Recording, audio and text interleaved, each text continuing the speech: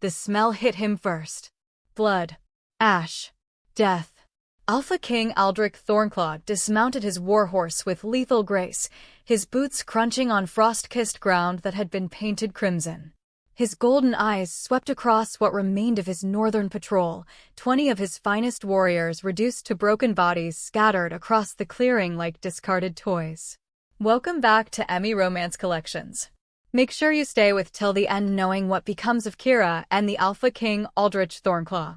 Don't forget to subscribe to my channel for more interesting werewolf stories. The fire still burned. Not the controlled flames of a camp, but the wild, consuming blaze of chaos. Tents collapsed into glowing skeletons. Trees bore claw marks so deep they'd been gouged to their hearts. The earth itself looked wounded, torn up in massive furrows where someone had been dragged, had fought, had killed. By the Moon Mother, breathed Marcus, his second in command, coming to stand beside him. The grizzled Beta's face had gone pale beneath his scarred features. What could do this? Aldric didn't answer. His wolf stirred beneath his skin, agitated and wary. In 300 years of life, through countless wars and challenges to his throne, he'd seen carnage. He'd made carnage. But this was different. This was art painted in violence. Sire. A warrior stumbled forward from the tree line, his armor dented, his face streaked with soot and terror. You shouldn't, the creature, it's still. Where? Aldric's voice came out as a command, not a question.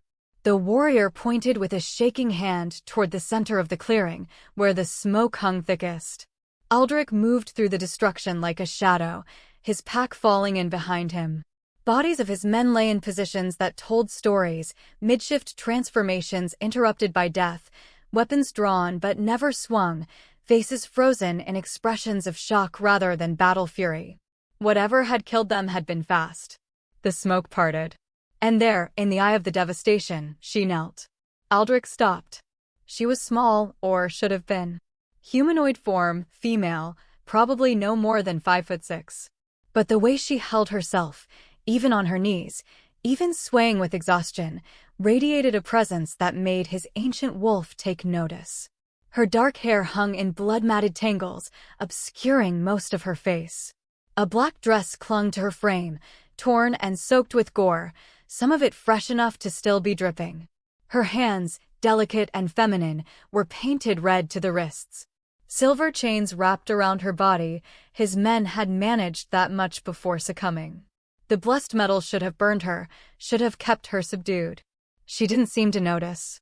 Behind her, barely visible through the smoke and ash, loomed a shadow that made Aldric's breath catch. A wolf. Massive. Ethereal. Its form flickered between solid and spirit, dark purple-black fur with eyes that burned like dying stars. Ancient power. The kind that hadn't walked the earth in millennia. Is it dead? Marcus whispered, his hand on his sword hilt. As if in answer, the woman's head lifted. Aldric found himself staring into eyes that glowed with the same otherworldly light as the spirit wolf behind her. Not the gold of a normal shifter. Not even the silver of an alpha. These were the white-blue of a winter star, burning with an intensity that made him feel like prey for the first time in 3 centuries. Blood covered her face in streaks and spatters. It dripped from her chin. It made her look feral, dangerous, absolutely untamed. And God's help him, magnificent. You're the king. Her voice came out hoarse, wrecked from screaming or shifting or both. Not a question. A statement. I am. He took a step closer, ignoring Marcus's sharp intake of breath. And you just slaughtered 20 of my warriors. A smile curved her blood-stained lips. It was not sane.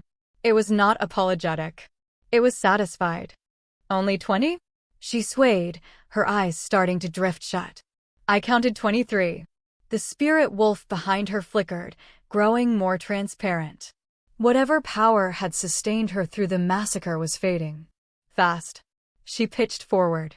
Aldric moved on instinct, catching her before she hit the ground. The moment his hands made contact, a shock of something raced up his arms, recognition, power, connection. His wolf surged forward, snarling and fascinated in equal measure. Up close, beneath the blood and dirt and destruction, he could smell her. Pack bonds, old and severed. Pain, deep as marrow. Rage that had been nursed into an inferno.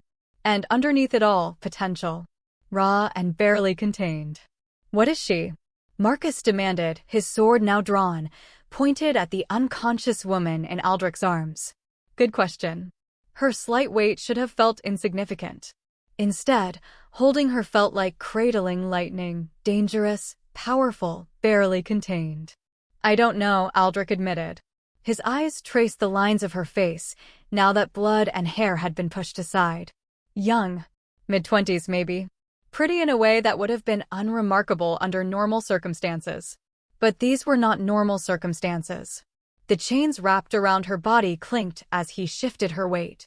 Silver, blessed by pack shamans, strong enough to hold an alpha. She'd been fighting while wrapped in them. Should we? Marcus gestured with his sword, the unspoken question clear. Execute her. End the threat. Aldric's wolf snarled at the thought, possessive and immediate. He ignored it, studying the woman instead. 23 warriors. Elite soldiers who'd served him for decades. Dead in what couldn't have been more than minutes, based on the body's conditions. She'd done it alone. In chains. After shifting, the torn clothing and claw marks on nearby trees confirmed it, but the spirit wolf suggested something more. Something deeper than a simple shift. Sire? Marcus pressed. Aldric made his decision. Clean her, he commanded, his voice carrying the weight of an alpha's order. The words felt significant on his tongue, like a prophecy being spoken into existence. And bring her to my chambers. The clearing went silent except for the crackling of dying fires. Your chambers. Marcus's voice pitched higher. My king, she's a threat. She could be diseased, cursed, sent by our enemies. She destroyed 23 trained warriors while bound in blessed silver. Aldric's golden eyes swept across his remaining men, daring any of them to challenge him. She did it alone, likely wounded, and she's still alive. Do you really think she's just a simple threat? No one answered. She's something more. He adjusted his grip on the unconscious woman, noting how even in sleep, tension coiled through her muscles. Ready to fight. Always ready. And I'm going to find out what. And if she attacks you? Marcus demanded. A cold smile touched Aldric's lips. Then she'll learn why I'm king. He turned, carrying his deadly prize toward his horse. Around him, his warriors scrambled to obey, some to handle the bodies, others to follow their king at a wary distance. The woman remained unconscious, her head lolling against his chest. But as he settled her across his saddle, preparing to mount, her lips moved. A whisper so quiet he almost missed it. They deserved worse. Then she was still again, her breathing shallow but steady. Aldric stared down at her for a long moment. At the blood that painted her like war paint. At the chains that should have stopped her but didn't. At the face that would have been unremarkable if not for the sheer presence that emanated from her even unconscious. Who are you? He wondered. What did they do to make you this? He'd find out. And something told him, some deep, primal instinct that had kept him alive for 3 centuries, that the answer would change everything.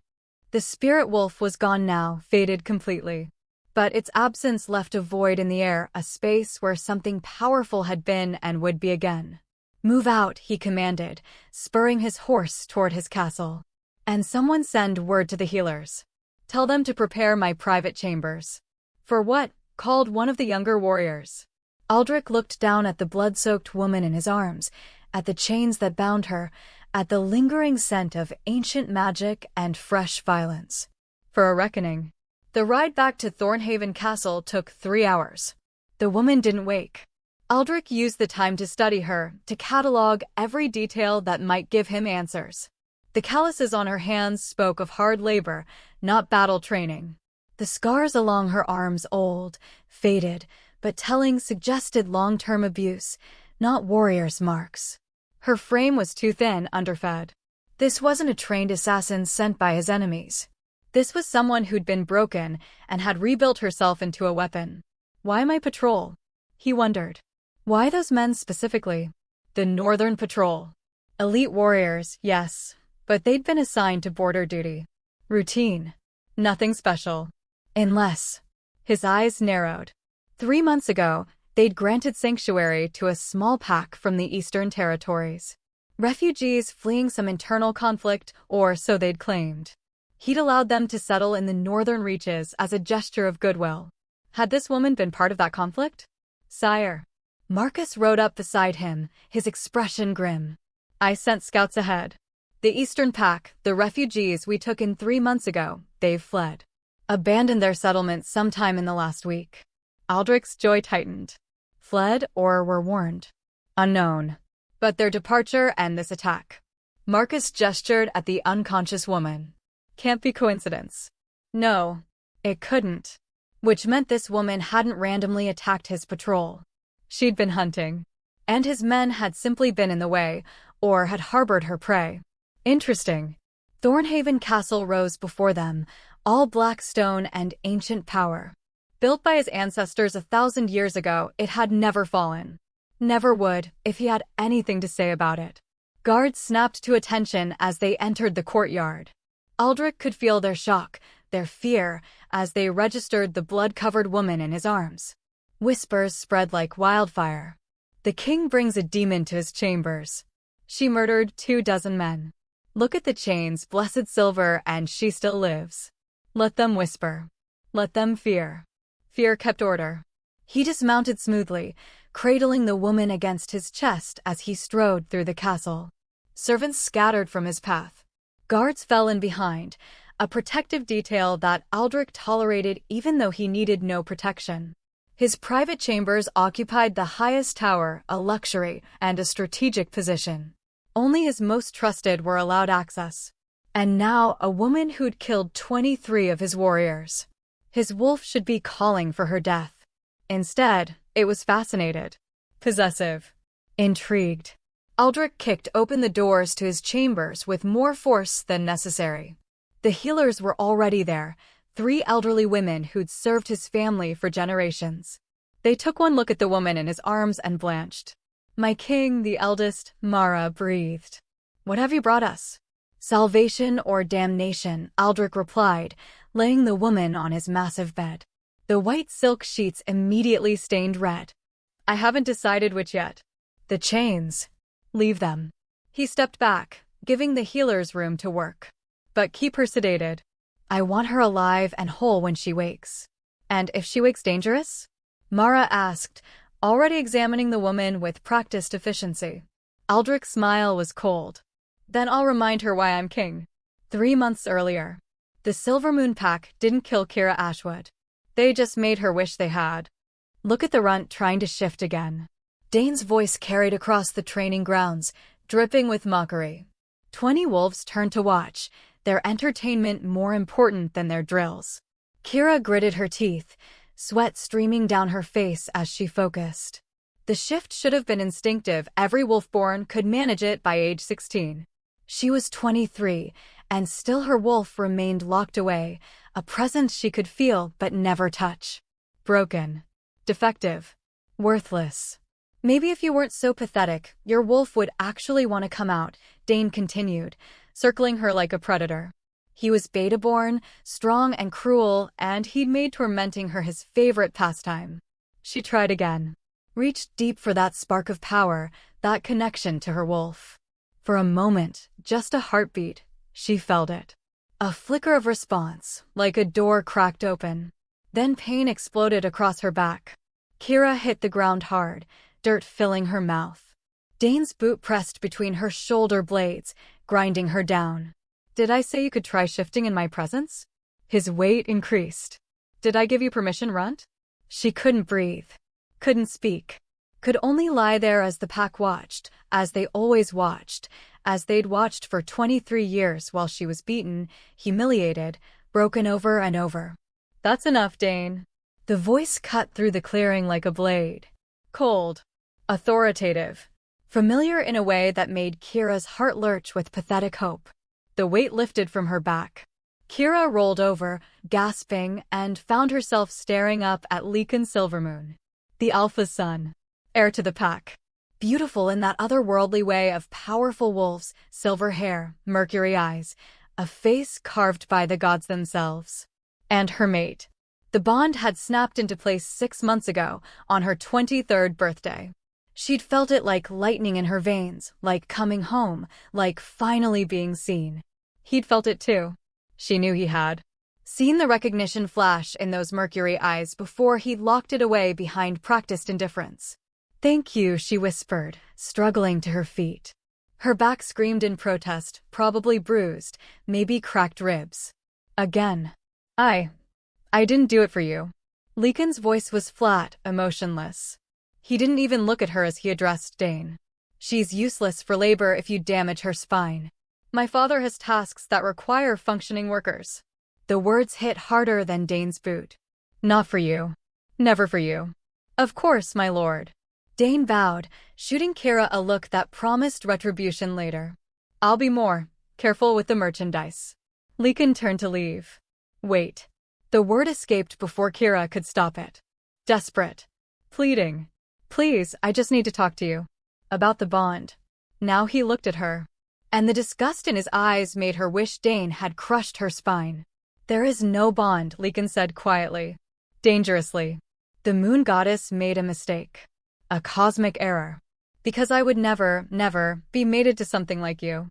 The training grounds went silent. "You're weak," he continued, each word a surgical strike. "Wolfless. Broken. You're a stain on our pack's bloodline, kept alive only because my father is too merciful to grant you the death you deserve." Kira felt something crack inside her chest. Not her ribs. Something deeper. Something that had been holding on, hoping, believing that maybe, just maybe, the bond would be enough. "I, Leekon Silvermoon, son of Alpha Thorn Silvermoon, reject you, Kira Ashwood, as my mate." The bond shattered. It felt like dying. Like every nerve in her body was being flayed, like her soul was being torn in half. Kira collapsed, screaming, and distantly heard Leekon's footsteps walking away. He didn't even stay to watch her suffer. The pain lasted hours. The pack left her there, writhing in the dirt, because who cared about the runt's agony? They had training to finish, meals to eat, lives to live that didn't involve the broken girl bleeding out her soul in the training yard.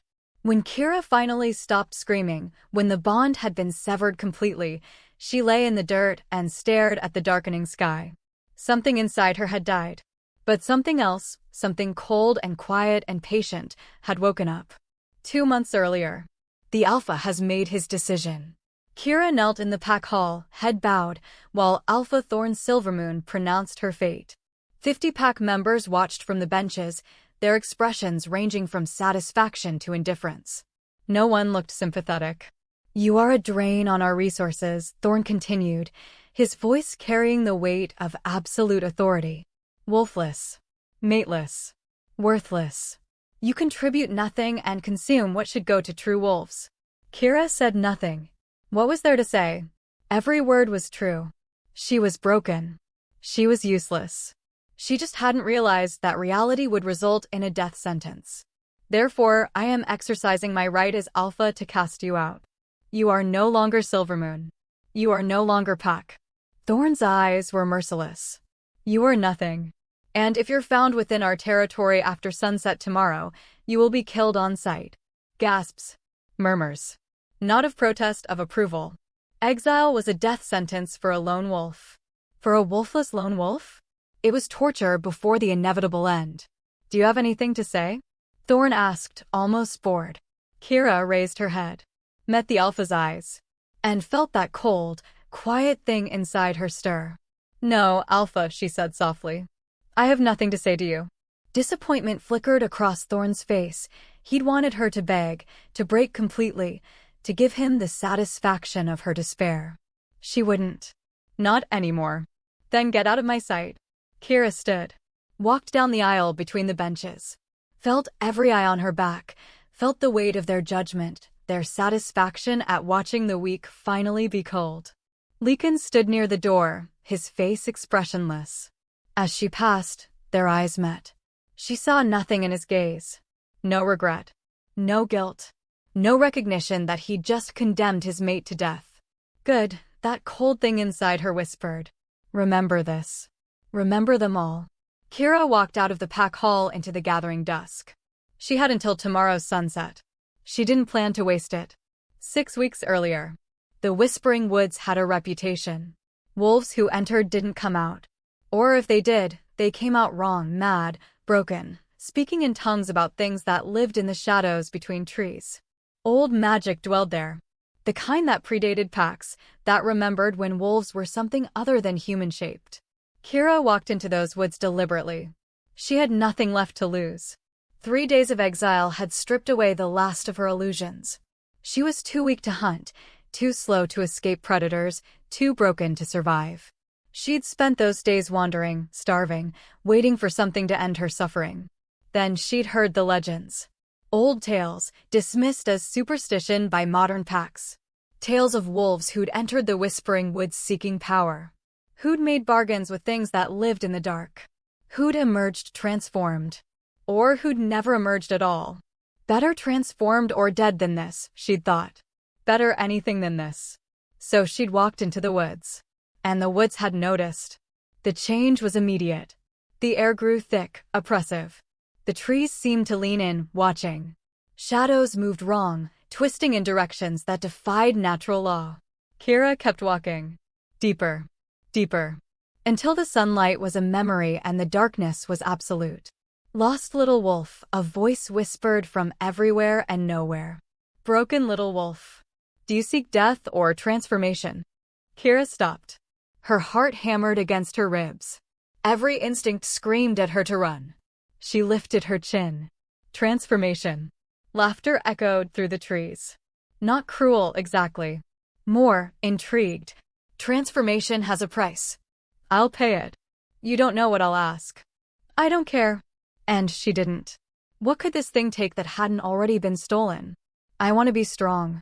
I want to be powerful. I want to make them pay. Silence. Then, slowly, the shadows coalesced. Formed into something that made Kira's mind rebel, made her eyes water with the impossibility of what she was seeing. A wolf. But not massive. Ethereal. Its fur was the purple-black of a bruise, its eyes were dying stars, its presence was ancient. You seek vengeance, the wolf said, its voice resonating in her bones. You seek to make them suffer as you've suffered. Yes. Good. The wolf circled her, studying her with eyes that saw through flesh and bone to whatever lay beneath. Vengeance is honest. Vengeance is pure. It requires no justification.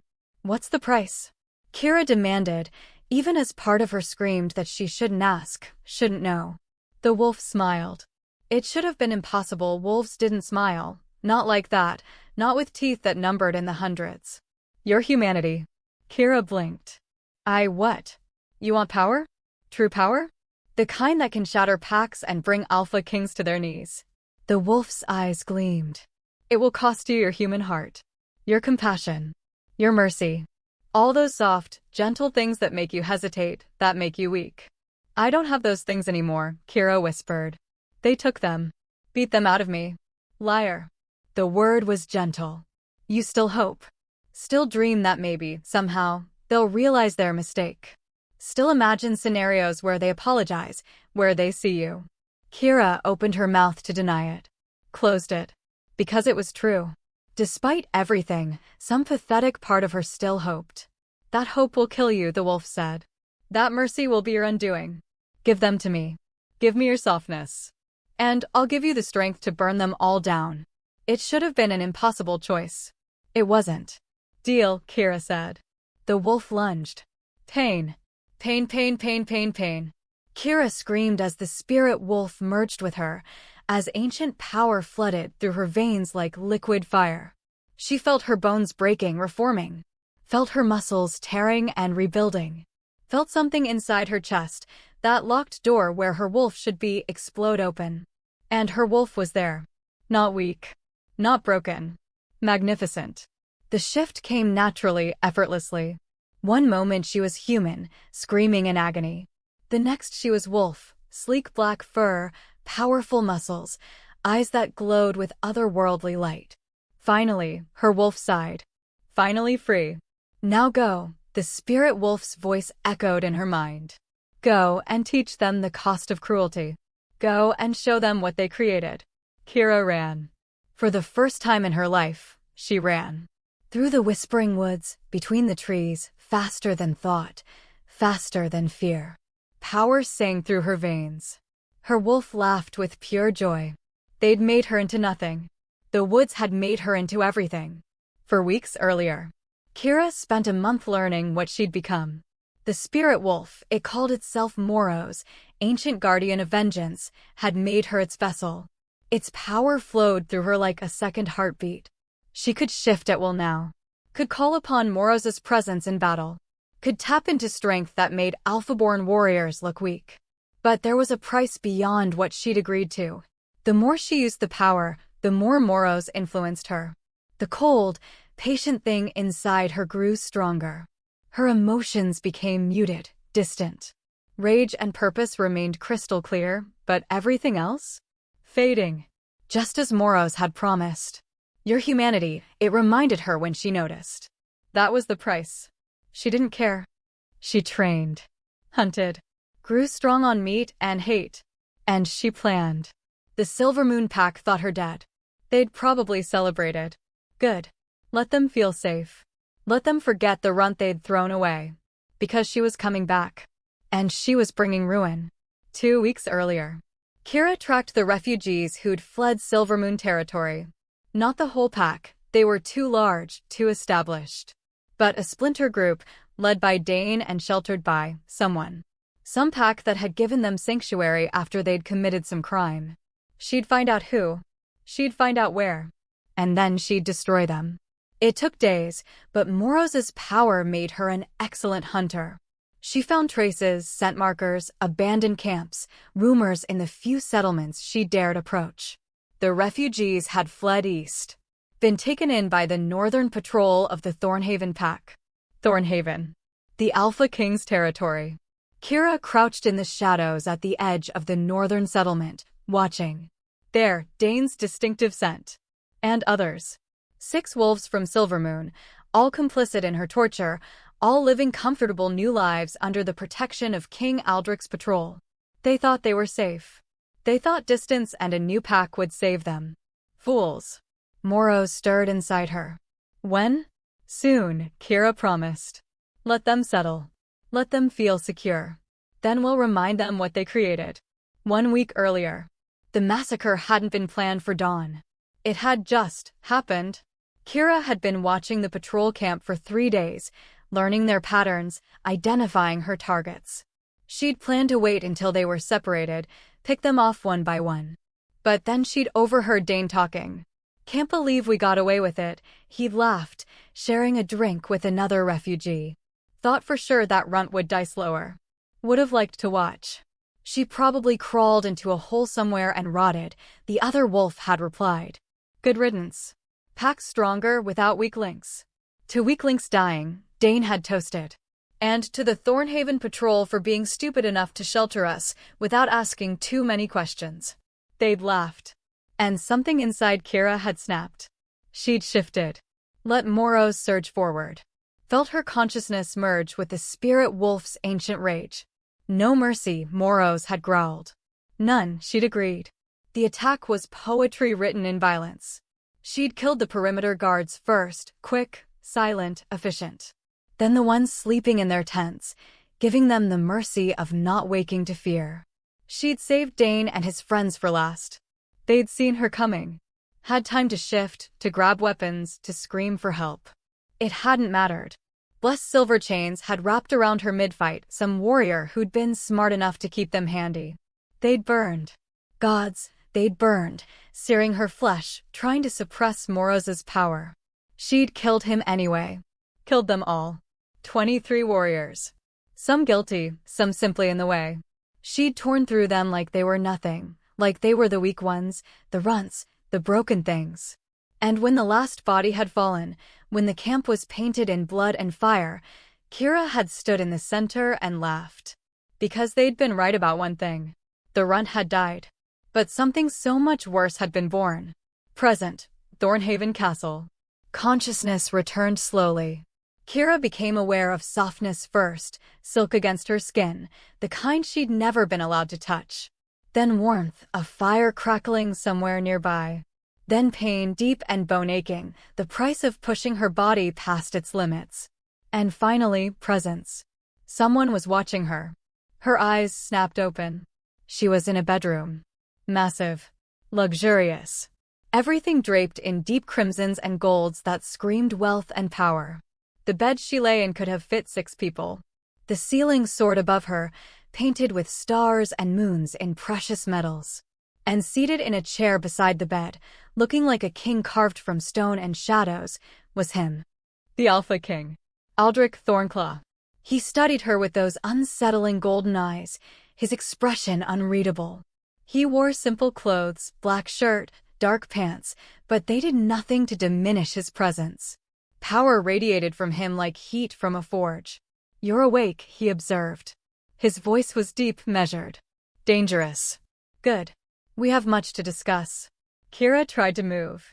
Found herself restrained, not by chains anymore, but by her own body's exhaustion. Moros's presence was faint, sleeping, recovering. She was alone. Vulnerable. In the chambers of a king whose warriors she'd slaughtered. "This is how I die," she thought distantly. "Your men were harboring my enemies," she said, her voice hoarse but steady. No apology. No regret. They made a choice. They paid for it. 23 trained warriors. Aldric leaned forward, elbows on his knees, eyes never leaving her face. Dead in minutes. While you were bound in blessed silver. While you were outnumbered. While you were, I'm guessing, running on rage and little else. Your point. My point, he said softly, is that I've lived for 300 years. Fought in more battles than you can imagine. Killed more threats to my crown than I can count. And I've never seen anything like what you did to my patrol. He stood. Moved to the window. Stared out at his kingdom. So before I decide whether to execute you, exile you, or use you, he continued, I need to know something. Kira waited. He turned. And the intensity in his gaze made her breath catch. What are you? Kira stared at the Alpha King, weighing her options. She could lie. Spin some tale about a magical artifact or a curse. Buy herself time. But something in those ancient golden eyes told her he'd know. And lies would only make her situation worse. Besides, what did she have to lose? She'd already accepted death the moment she walked into the Whispering Woods. I'm vengeance, she said simply. I'm what happens when you break someone so completely that they stop being human. Aldric's expression didn't change. Philosophical. But not what I asked. I made a bargain. The words came easier than expected. In the Whispering Woods. With something old. Something that remembered when wolves were gods instead of shifters playing at civilization. Now he reacted, a slight widening of his eyes, a tensing of his shoulders. The Whispering Woods, he repeated. You went into the Whispering Woods deliberately? I was dying anyway. Kira tried to sit up, gasped at the pain, and forced herself upright anyway through sheer stubbornness. The silk sheets pooled around her waist. She was wearing a clean shift. Someone had bathed her, bandaged her wounds, tended her while she was unconscious. What was the worst that could happen? Death. Madness. Possession. Aldric moved closer, studying her with renewed intensity. The woods have claimed hundreds over the centuries. Most are never seen again. Those who return are wrong. Then I guess I'm wrong. She met his gaze steadily. Does that answer your question? No. He was close enough now that she could smell him, pine and smoke, and something darker, something that made her wolf stir despite its exhaustion. It raises a dozen more. What did you bargain? What did you trade? And what, exactly, is living inside you? Kira's jaw tightened. His name is Moros. He's a spirit wolf. Ancient guardian of vengeance. And I traded my humanity for his power. Silence. Aldric stared at her for a long moment. Then, unexpectedly, he laughed. Not mockery. Something darker. Almost impressed. Your humanity, he said, shaking his head. Of all the things to trade. Not your soul. Not your free will. Your humanity. It's what he wanted. Kira's hands fisted in the sheets. And I didn't need it anymore. People with humanity don't survive what I survived. And what did you survive? The question was quiet, gentle even. But it struck like a blade. Kira looked away, toward the fire crackling in the hearth. Watched the flames dance and consume. 23 years of being worthless, she said finally. Of being the runt. The broken one. The mistake. 23 years of beatings and humiliation and torture disguised as pack discipline. Her voice remained steady. Flat. The emotions that should have accompanied those words were distant, muted by Moros' influence. Then my mate, my fated mate, rejected me in front of the entire pack. Told me I was a stain on their bloodline. That the moon goddess made a mistake. She smiled without humor. So the Alpha exiled me. Sent me out to die alone because I wasn't worth feeding anymore. Aldric's expression had gone carefully blank. Silvermoon Pack, he said. Not a question. How did you?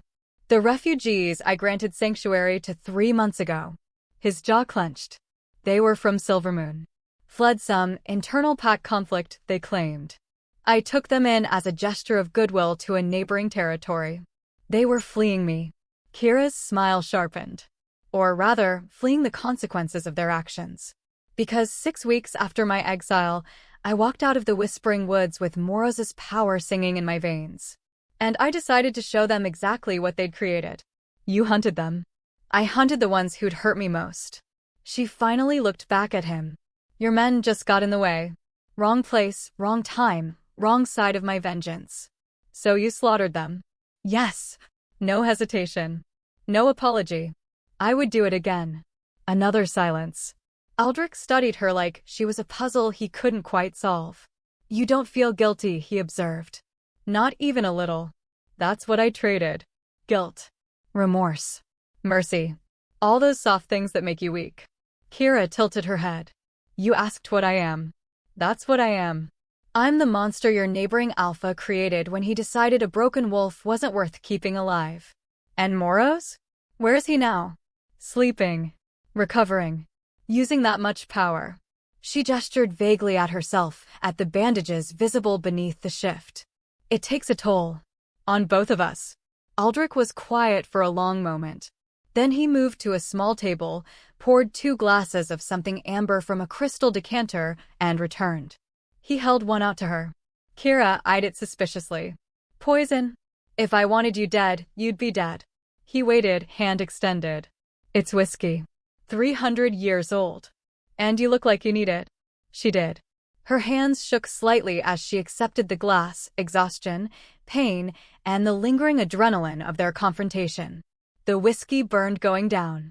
It was glorious.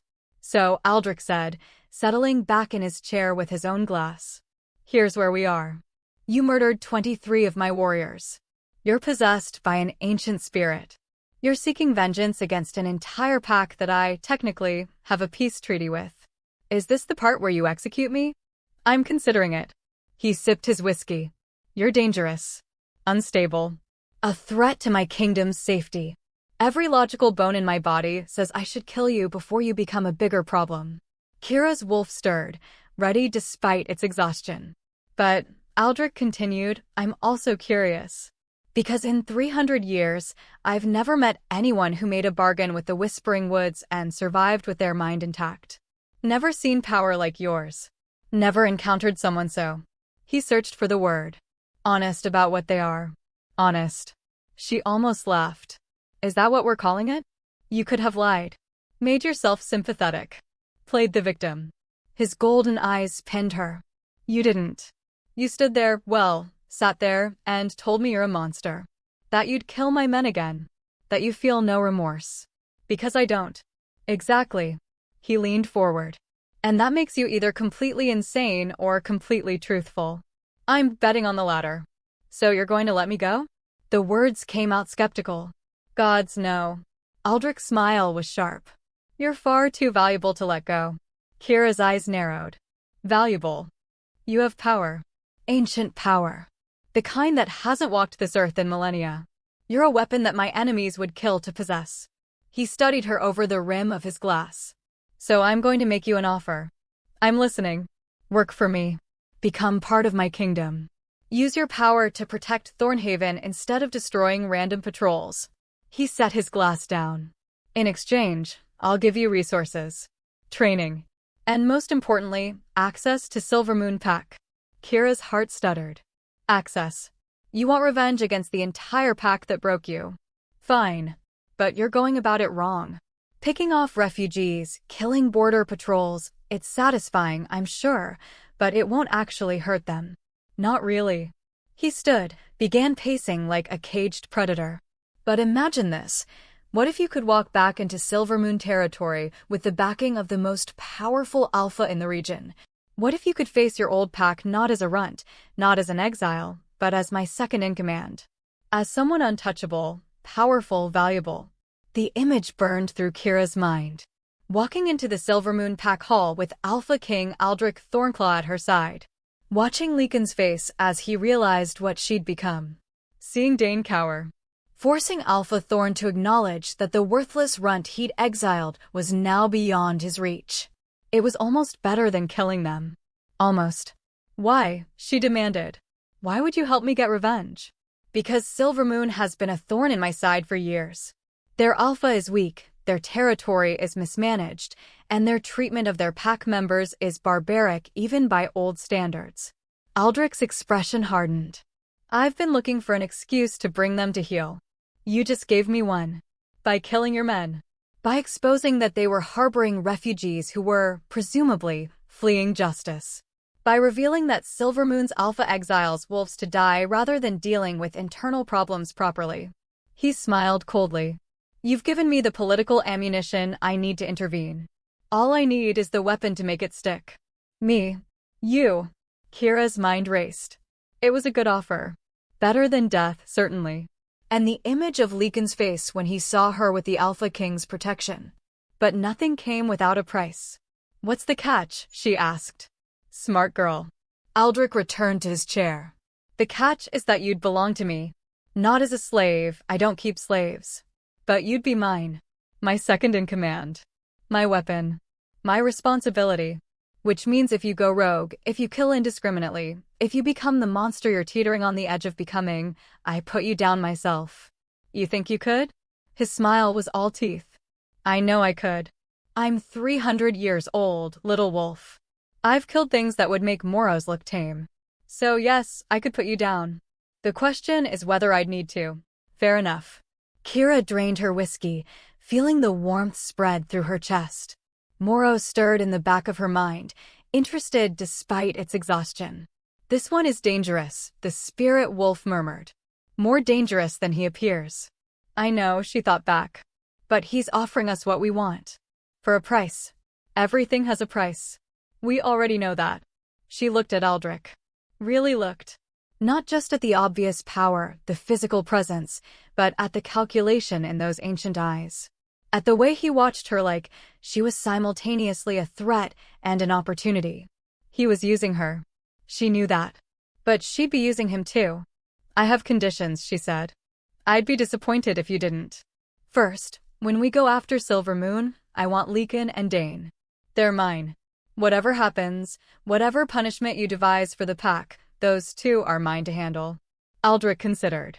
Done. Within reason, I won't let you torture them for months. But a reckoning? Yes.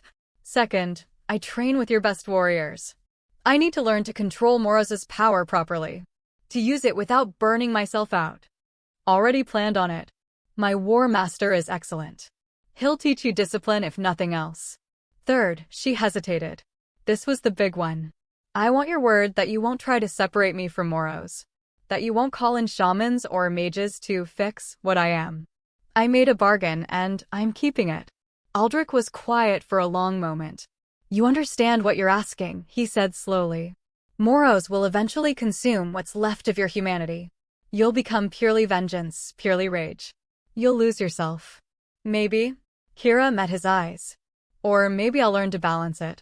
But either way, it's my choice. My consequence. Not yours to interfere with. And if you become a threat to my kingdom, then you kill me. Like you said. She smiled without humor. But until that happens, you leave Moros alone. Another long pause. Kira could practically see him weighing pros and cons, calculating risks. Finally, he nodded. Agreed. With one addendum, if I see you losing yourself completely, I reserve the right to at least try to pull you back. Not separation. Just intervention. What kind of intervention? We'll figure that out if it becomes necessary. He extended his hand. Do we have a deal? Kira stared at his offered hand. Large. Scarred. The hand of a warrior and a king. 3 days ago, she'd been dying in the wilderness, alone and broken. Now she was being offered power, protection, and revenge wrapped in a pretty political package. Moros's voice whispered through her mind. This is dangerous. He's dangerous. But he's also right, you need him. I know, she thought. But does he need me more than I need him? We'll find out. Kira reached out and clasped Aldric's hand. His skin was warm, rough with calluses. The moment their palms touched, she felt it, a spark of recognition, her wolf perking up with interest. Not mate, she identified immediately. But something. Connection? Possibility? She shoved the thoughts away. Deal, she said firmly. Aldric's grip tightened slightly. Welcome to Thornhaven, Kira Ashwood. Try not to murder anyone important in the first week. No promises. He laughed, a real laugh this time, surprised out of him. I'm starting to like you. That's either very good or very bad. Probably bad. Probably. He released her hand and stood. Rest. Heal. Tomorrow, training begins. And we start planning how to make Silvermoon Pack regret ever crossing you. He headed for the door, then paused. One more thing, he said, not turning around. The shift you did during the massacre, calling on Moros's form. How often can you do that? Kira considered lying. Decided against it. I don't know. That was my first real fight since the woods. I pushed hard, maybe too hard. Could be days before I can do it again. Could be hours. Moros and I are still figuring each other out. Honest again. He glanced back at her, and something in his expression made her breath catch. Approval? Respect? Good. I can work with honest. I can't work with lies. Then he was gone, the door closing softly behind him. Kira sat in the enormous bed, surrounded by luxury she'd never been allowed to touch, wearing silk she'd never been permitted to wear, in the chambers of the most powerful alpha in the region. And for the first time since the Whispering Woods, she felt something other than rage or emptiness. She felt anticipation. This is going to get complicated, Moros observed dryly. It already is, Kira muttered, sliding back down into the pillows. Her body screamed for rest, for recovery. But complicated is better than dead. Is it? She closed her eyes. Felt exhaustion pulling her under. Ask me after we destroy Silvermoon, she whispered. Then I'll tell you if it was worth it. Kira woke to voices. She didn't open her eyes immediately, didn't give away that she was conscious. Old survival instincts died hard. Can't believe he's actually doing this. A woman's voice. Young. Angry. She murdered 23 warriors, Marcus. 23. And he's giving her a room in the castle. These are the Alpha King's chambers, actually. An older male voice. Gruff. Resigned. He's giving her his chambers while he sleeps in the guest wing. That's even worse. Sarah, the king has made his decision. A terrible decision. She's dangerous, she's possessed, she's exactly what we need, apparently. Marcus sighed heavily. Look, I don't like it either. But I've served Aldric for 70 years. When he gets that look in his eyes, that calculating expression, it means he's 10 steps ahead of everyone else. Or it means he's been bewitched by some pretty face covered in blood. Despite herself, Kira almost smiled at that. Pretty face. If only Sarah knew how many times she'd been called ugly, worthless, not worth looking at. She's not that pretty, Marcus said dryly. Rude, Kira thought. She's pretty enough. And powerful. That's a dangerous combination for a king who's been alone for 2 centuries. Aldric isn't stupid. No, but he's lonely. Don't think I haven't noticed. And now here comes this mysterious, powerful, damaged woman who needs his help. It's like something out of a fairy tale. Fairy tales end happily. This will probably end in fire and blood. Which is why we need to watch her closely. If she makes one wrong move, You'll what? Kira opened her eyes, fixing the two wolves with a flat stare. Kill me? Go ahead and try. Sarah jumped, her hand flying to the sword at her hip. She was young, maybe 30, with copper hair and green eyes that currently blazed with hostility. Warrior-born, by her stance and scars. Marcus didn't flinch. He was older, easily into his second century, with silver-streaked dark hair and the bearing of someone who'd been second in command long enough to be unimpressed by threats. We're here to escort you to breakfast, Marcus said calmly. The king wants you fed before training begins.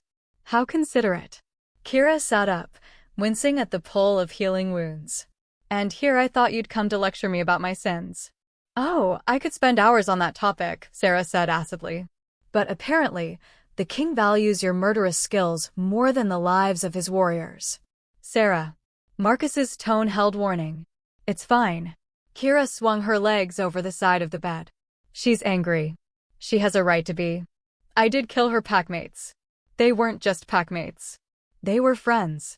Family. Sarah's hand tightened on her sword hilt. And you slaughtered them like animals. They were harboring the wolves who tortured me for 23 years, Kira replied evenly. They made a choice. I made a choice. We're both living with the consequences. Living? Sarah's laugh was bitter. You're living. They're ash and memory. Yes. Kira stood, meeting the younger woman's glare without flinching. That's how vengeance works. Someone always pays. This time, it wasn't me. For a moment, she thought Sarah might actually draw her sword. Saw the calculation in those green eyes, the fury warring with discipline. Marcus stepped between them smoothly. Enough, he said, his voice carrying command. Sarah, go tell the kitchens we're on our way. I'll bring our guest down. Marcus. That's an order, warrior. Sarah's jaw clenched. But she bowed stiffly and left, her footsteps echoing down the corridor like angry drumbeats. Kira watched her go. She's going to be a problem. She's loyal. And grieving. Marcus turned to her, his expression unreadable. Give her time. Or don't. Either way, stay out of her reach until training. Worried I'll hurt her? Worried she'll hurt you and force the king to execute her for insubordination. He gestured toward a door. Bathing room through there. Clean clothes in the wardrobe. You have 20 minutes before we need to leave. He left without another word. Kira stood alone in the Alpha King's chambers, surrounded by luxury and hostility in equal measure. This is your new life, Moros observed. Welcome to the pack that hates you. Better than the pack that ignored me, Kira muttered, heading for the bathing room. The water was hot. The soap smelled like lavender. The clean clothes fit perfectly, leather pants, soft tunic, boots that were actually her size. For the first time in her life, someone had prepared things for her comfort. It should have felt good. Instead, it felt like a trap. Everything has a price, she reminded herself, lacing up the boots. Even comfort. She just hoped she could afford what Aldric would eventually ask for. What happens when Kira faces the pack that hates her? Who is Aldric's war master, and can they train someone possessed by ancient power? What's Sarah planning, and will she become an ally or enemy? And what is Aldric really planning for Silvermoon? The dining hall fell silent when Kira entered. 50 pairs of eyes turned to stare. 50 wolves who'd heard what she'd done. 50 potential enemies sizing up the woman who'd murdered their packmates. Kira kept her chin up, her expression neutral, and followed Marcus through the sudden quiet. Aldric sat at the head of the massive oak table, looking every inch the king in dark formal clothes. He didn't glance up from the reports he was reading, but Kira saw the slight quirk of his lips. He knew this would happen, she realized. He wanted to see how I'd react. Test number 1. Marcus gestured to a seat 3 chairs down from Aldric, close enough to be significant, far enough to not presume equality.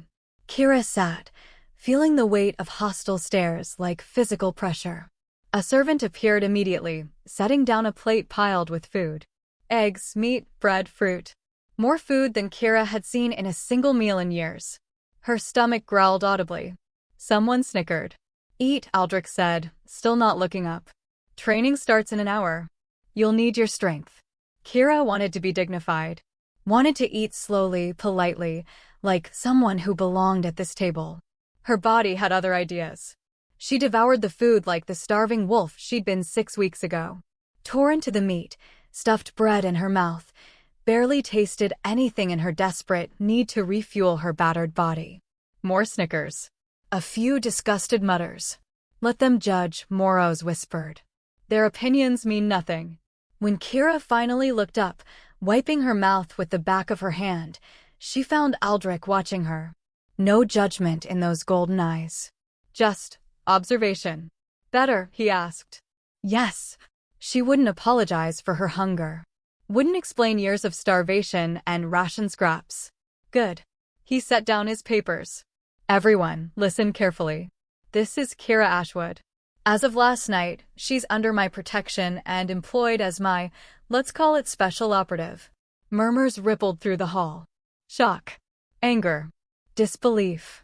She killed Marcus's patrol, someone called out. Why is she still breathing? Because I said so. Aldric's voice didn't rise, but it cut through the noise like a blade. Because she has skills we need. Because the situation is more complicated than a simple massacre, and I'm the only one who needs to understand all the details. Silence. You don't have to like it, he continued.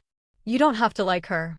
But you will treat her with the same respect you'd show any member of this pack, or you'll answer to me personally. Am I clear? A chorus of reluctant, yes, sire, responses. Excellent. Aldric stood. Kira, come with me. The rest of you, back to your duties. And someone tell Cashin to meet us at the training grounds. The name sent a ripple of reaction through the wolves. Fear. Respect. Something that looked like sympathy directed at Kira. Who's Cashin? She wondered. She was about to find out. The training grounds sprawled across the eastern section of the castle complex, a massive space of packed earth, weapon racks, sparring rings, and obstacle courses that looked designed to break people. Dozens of warriors were already training, their movements sharp and synchronized.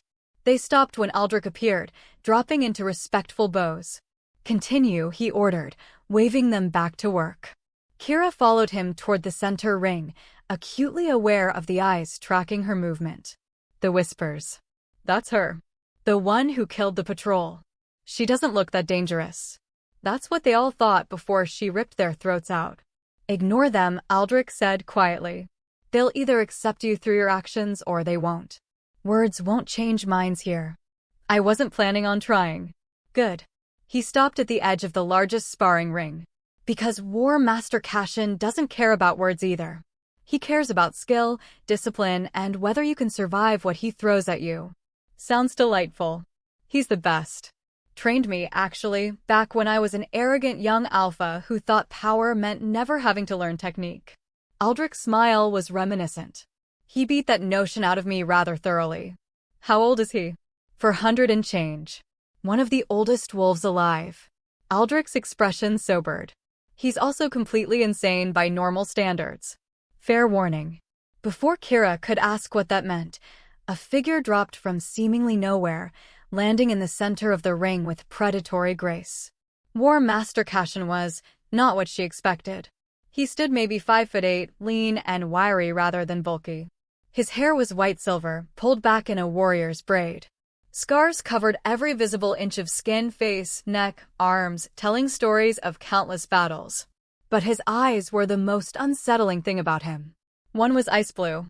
The other was solid black, pupil indistinguishable from iris. And both looked absolutely delighted to see her. So, he said, his voice carrying a slight accent Kira couldn't place, this is the little wolf who made Moros a deal. How exciting. Kira's wolf stirred warily. You know about Moros? I know about lots of things. Cashin circled her like a shark. I know about the Whispering Woods. Know about spirit wolves. Know about stupid young wolves who trade their humanity for power because they think revenge is worth the cost. It is. We'll see. He stopped directly in front of her, tilting his head. Tell me, little wolf, when you shift and call on Moros, what does it feel like? Kira frowned. Like power. Like burning from the inside out. Like you're losing yourself, Cashin finished. Like your consciousness merges with something ancient and hungry. Like you become more weapon than person. Yes. The admission felt dangerous. How do you? Because I made a similar deal 3 centuries ago. He tapped the black eye. Different spirit. Different bargain. Same stupid desperation. Kira stared. You're possessed? Merged? Fundamentally broken? Cashin laughed. All of the above. Which is why our dear king asked me to train you. Because I'm the only one in this castle who understands what you're becoming. He stepped back, rolling his shoulders. So here's how this works, little wolf. Every day we train. I teach you control, discipline, how to call on Moros' power without losing yourself completely. How to fight as both wolf and woman. How to survive what you've become. And in exchange? In exchange, you don't murder anyone I like. His smile was sharp. And you let me study how Moros' possession works, because I'm curious and curiosity keeps me from going completely mad.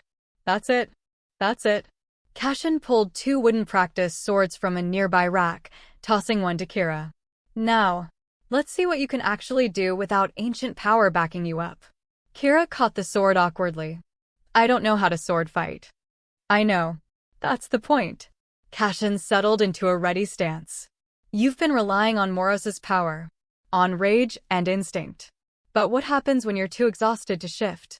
When Moros is sleeping or recovering? When you need to fight as just you? He had a point. Begin, Aldric called from the sidelines. Cashin attacked. Kira barely got her sword up in time.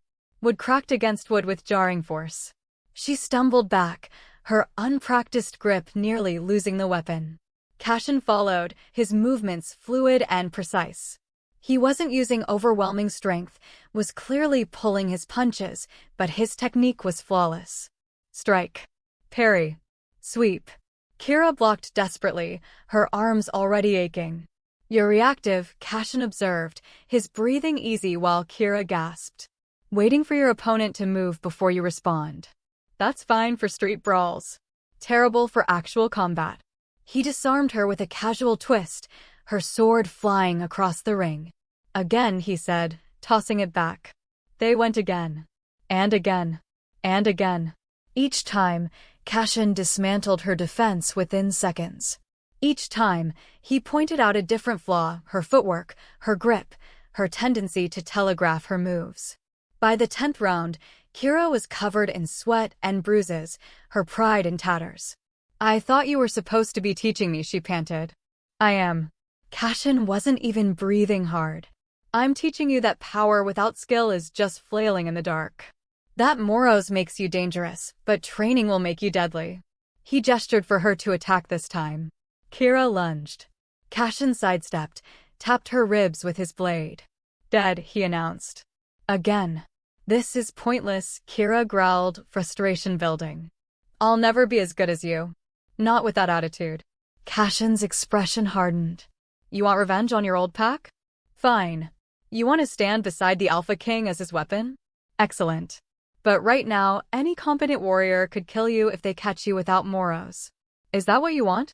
To be powerful only when your spirit wolf is available? To be helpless the rest of the time? Kira's jaw clenched. He was right. She hated it, but he was right. In the Silvermoon Pack, she'd been powerless. Helpless. Broken. Then Moros had given her strength, and she'd thought that was enough. But what if it wasn't? What if someone figured out how to separate her from the spirit wolf? What if Moros was injured or sleeping when she needed him most? No, she said finally. That's not what I want. Then shut up and learn. Cashin tossed her the sword again. From the beginning. Stance, grip, basic strikes. We're going to drill the fundamentals until you can do them in your sleep. So they did. For 3 hours, Kira learned basic sword work. Learned how to stand, how to move, how to strike without throwing herself off balance. It was humiliating. Like being a child again, learning the most basic skills while warriors who'd trained for decades watched and whispered. But Cashin never mocked. Never lost patience. Just corrected, demonstrated, made her repeat movements until muscle memory started to form. When he finally called a halt, Kira could barely stand. Better, he said, which sounded like high praise coming from him. Tomorrow, we'll work on shifting control. But today was about proving you can fight without Moros. That you're more than just your power. Kira nodded, too exhausted for words. Go. Eat. Rest. Cashin waved her away. Training resumes at dawn. She limped toward the edge of the ring, every muscle screaming. Aldric was gone, probably dealing with king business, but Marcus waited with a water skin and a towel. Drink, he ordered, pushing the water into her hands. Slowly. You'll make yourself sick if you gulp. Kira obeyed, the cool water soothing her parched throat. Cashin doesn't train just anyone, Marcus said quietly. The fact that he's working with you, it means the king is serious about this. About you. Lucky me. Maybe. Marcus's expression was unreadable. Or maybe you just signed up for a special kind of hell. Cashin doesn't believe in going easy. If he thinks pain will teach you something, he'll hurt you. If he thinks near death will make you stronger, he'll push you to the edge. Sounds like you speak from experience. I trained under him for 50 years. Marcus's smile was grim. 50 years of thinking each day might kill me. But I'm still here. Still second in command. So maybe his methods work. Comforting. Before Marcus could respond, a commotion erupted near the armory. Shouting. The clang of steel. Then Sarah appeared, dragging a struggling young wolf by his collar. Caught this one trying to poison the training water, she announced, shoving the wolf toward Marcus. Wanted to make the murderer pay, apparently. The young wolf, barely 20, by his scent, glared at Kira with pure hatred. She killed my brother. She deserves to die. Silence fell over the training grounds. Kira felt the weight of every eye. Felt the pack's hostility crystallize into something tangible. Dangerous. This was the moment. The test within the test. She could respond with anger. With threats. Call on Moros and remind them all why they should fear her. Or, what was his name? Kira asked quietly. The young wolf blinked. What? Your brother. The one I killed. What was his name? Thomas. The word came out choked. Thomas Brightwater. He was 25. He'd just made full warrior status. He had a mate, a daughter. I'm sorry, Kira interrupted. The training grounds went utterly silent. I'm sorry, she repeated, meeting the young wolf's shocked gaze. I'm sorry that your brother was in the wrong place at the wrong time. I'm sorry that my need for vengeance caught him in its path. I'm sorry that his daughter won't remember his face. You're apologizing? Disbelief colored his tone. I'm acknowledging the cost. Kira's voice remained steady despite the exhaustion dragging at her. I killed 23 warriors. Some of them deserved it. They were harboring the wolves who tortured me for years. But others? Others were just doing their duty. Just following orders. Just in the way. She took a step closer, ignoring Sarah's warning growl. I can't bring them back. I can't undo what I did. And honestly, I'd probably do it again, because the alternative was letting my tormentors escape justice. She met every eye watching her. But I can acknowledge that every action has a cost. That every death leaves people behind. That your grief is real and valid and something I caused. So what? The young wolf spat. You say sorry and that makes it okay? No. Nothing makes it okay. Kira's hands clenched at her sides. But maybe, if I can use this power for something other than revenge, if I can protect this pack instead of destroying random patrols, if I can become something other than just vengeance walking, maybe the deaths won't be completely meaningless. She turned to Sarah. I can't make you forgive me. I can't ask you to trust me. But I can promise that I'll try to be worth the king's faith. Try to earn my place here instead of just taking it. Sarah's expression remained hostile. But something in her eyes shifted. Not forgiveness. But maybe consideration. Pretty speech, she said finally. Let's see if you mean it. Then she released the young wolf and walked away. Marcus watched her go, then turned to Kira with something that might have been respect. That was either very brave or very stupid, he said. Can't it be both? With you? Probably. He jerked his head toward the castle. Come on. You need food and sleep before Cashin decides to add extra evening training. Kira followed, feeling the stares on her back. But the hostility felt less. Not gone. But less sharp. Less certain. You showed vulnerability, Moros observed. Admitted fault. Gave them something other than rage to see. Will it work? Does it matter? We don't need them to like us. Only to tolerate us until we destroy Silvermoon. Kira wanted to argue. Wanted to say that maybe having allies mattered. That maybe not being hated by everyone around her would be nice for a change. But Moros was right. She wasn't here to make friends. She was here to become strong enough that no one could ever hurt her again. Everything else was secondary. That evening, Kira found herself alone in Aldric's chambers, her chambers now, apparently, staring at the ceiling while her body tried to heal. Every muscle ached. Every movement brought fresh pain. But beneath the physical exhaustion, she felt something. Progress, maybe. Or the beginning of it. A knock at the door interrupted her thoughts. "It's open," she called, too tired to get up. Aldric entered, carrying a tray with dinner and a small glass bottle filled with something luminescent. "Cashin says you did well today," he said, setting the tray on the bedside table. "High praise from him. He beat me senseless for 3 hours." "Yes, well, that's how he shows affection." Aldric settled into the chair beside the bed. "Eat. And drink this healing tonic. It'll help with the muscle damage." Kira eyed the glowing liquid suspiciously. "What's in it?" "Things I can't pronounce. But I've been drinking it for 3 centuries, and I'm still alive, so it's probably fine." She downed it in one swallow. It tasted like mint and lightning. "I heard about your speech in the training grounds," Aldric said as she started on the dinner. "About acknowledging the cost." Everyone heard about it, apparently. Sarah made sure of that. It was smart. Showing them you're capable of remorse, even if you lack the emotions to truly feel it. He studied her with those unsettling golden eyes. "You're learning to navigate pack politics. Adapting faster than I expected." "Is that a compliment or an observation?" "Both." He leaned back. "Tell me, when you made that speech, were you being sincere? Or was it strategy?" Kira chewed slowly, considering. "Does it matter? To them? No. They got what they needed, acknowledgement, and a promise to do better. But to me? Yes. I need to know if you're capable of genuine regret or if you're just good at mimicking it." "Fair question." "I don't know," Kira admitted. "I said the words. I meant them in the moment. But I don't feel them the way I should. It's like I'm reading from a script of who I used to be. The words are right, but the emotions behind them are hollow." "That's what you traded." "Your ability to genuinely feel soft emotions." "Yes."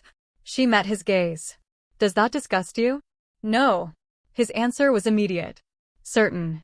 It makes you dangerous, yes. Unpredictable. But not disgusting. Just different. Different enough that you should kill me? If I thought that, you'd already be dead." Aldric stood, moved to the window. "I've lived a long time, Kira. Long enough to know that morality isn't black and white. That sometimes monsters are made, not born. That the line between justice and vengeance is thinner than most people want to admit." He turned to face her. "You were broken by a pack that should have protected you. You made a desperate bargain to survive. Now you're trying to figure out how to live with the consequences." His expression was unreadable. "I can work with that.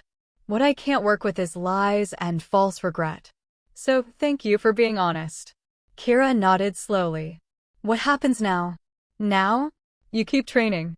Keep learning control. And in 2 weeks, we make our move on Silvermoon." Her heart stuttered. 2 weeks. I've been gathering intelligence on them for months.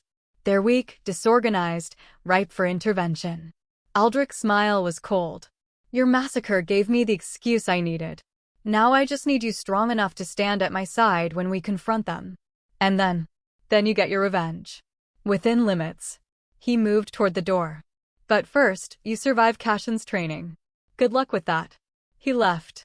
Kira sat in the luxurious bed, her body aching, her mind racing. 2 weeks. 2 weeks until she faced Leakin again. Faced the pack that had thrown her away. 2 weeks to become strong enough that they'd regret ever hurting her. "Can we do it?" she asked Moros. "We have to," the spirit wolf replied. "Because if we fail, if we show weakness, they'll destroy us all over again." "Then we don't fail." "No," Moros agreed. "We don't." Outside her window, the moon rose full and bright. Watching. Waiting. Just like her. Dawn came too early. Kira woke to Cashin's boot kicking her bed frame. Up, he commanded. Training starts in 5 minutes. You're late. The sun isn't even. She squinted at the window. Darkness still reigned outside. Dawn training means before dawn. Move. He was already walking away. Courtyard. Now. Kira dragged herself out of the luxurious bed, every muscle screaming in protest. Yesterday's training had left her body a map of bruises and aches. The healing tonic had helped, but not enough. She dressed quickly, the leather training gear someone had left out for her, and stumbled down to the courtyard. Cashin waited in the center, surrounded by lit torches that cast dancing shadows across his scarred face. His mismatched eyes gleamed in the firelight. You're 30 seconds late, he observed. That's 30 push-ups. Begin. You said 5 minutes. 60 push-ups. Keep talking. Kira dropped and started the push-ups, cursing silently with each one. Her arms shook. Her shoulders burned. But she finished all 60 without complaint. When she stood, gasping, Cashin smiled. Good. You can follow orders when properly motivated. He gestured to the center of the ring. Today, we work on the real training. Control. I thought yesterday was real training. Yesterday was testing your baseline. Seeing what you can do without Moros. Cashin's expression grew serious. Today, we see if you can control what you've become. Or if it controls you. A chill ran down Kira's spine. What do you mean?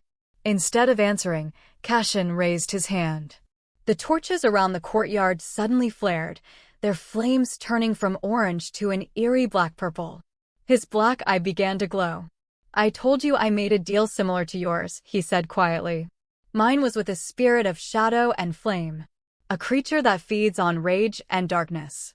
He tilted his head, and Kira saw something move beneath his skin, shadows writhing like living things. It gave me power. It also tried to consume me completely. Tried. Kira's voice came out hoarse. I learned control. Balance. How to use its power without letting it use me. The shadows receded. The torches returned to normal flames. That's what I'm going to teach you. Before Moros eats what's left of your humanity and leaves you a hollow shell of vengeance. He moved to the weapon rack, selected 2 practice staffs, and tossed one to Kira. We're going to spar, he said. But here's the twist, I want you to call on Moros. Just a little. Enough to enhance your strength and speed, but not enough to fully shift. Kira caught the staff, frowning. I've never tried partial access before. It's always all or nothing. I know. That's the problem. Cashin settled into a fighting stance. Moros is ancient power. Untrained, it overwhelms you completely. You become a passenger in your own body while the spirit wolf takes over. That's not control, that's possession. So how do I figure it out? Defend yourself. He attacked. Kira barely got her staff up in time. Wood cracked against wood with brutal force. Cashin was faster than any normal wolf should be, and his strikes came from angles that seemed impossible. She blocked, dodged, retreated. Within seconds, she was gasping. Call on Moros, Cashin commanded, his staff whistling past her ear. Just enough to match my speed. Kira reached inward, searching for that cold presence in her chest. Found it, Moros, sleeping but aware. Help, she thought. The spirit wolf stirred. Power flooded through her in a rush. Too much. Her vision went white-blue. Her muscles surged with strength. She moved to counter Cashin's next strike and accidentally shattered her practice staff with the force of her grip. Stop. Cashin's voice cut through the haze. Pull it back. Now. Kira tried. But Moros's power was a flood, not a stream. It wanted to pour through her completely, wanted to shift, wanted to hunt. Cashin's staff cracked across her shins. The pain shocked her back to herself. The power receded like a wave, leaving her gasping and human. That, Cashin said, lowering his staff, is what happens when you don't have control. Moros responds to your call, but it doesn't understand a little. It only knows all. Kira rubbed her aching shins. So how do I teach it? You don't teach it. You teach yourself. He retrieved a new practice staff for her. Moros is power. Raw, ancient, overwhelming. But you're the vessel. You set the limits. You control the flow. That's not very specific instruction. Because I can't do it for you. Cashin's scarred face was sympathetic but firm. Every spirit is different. Every bond is unique.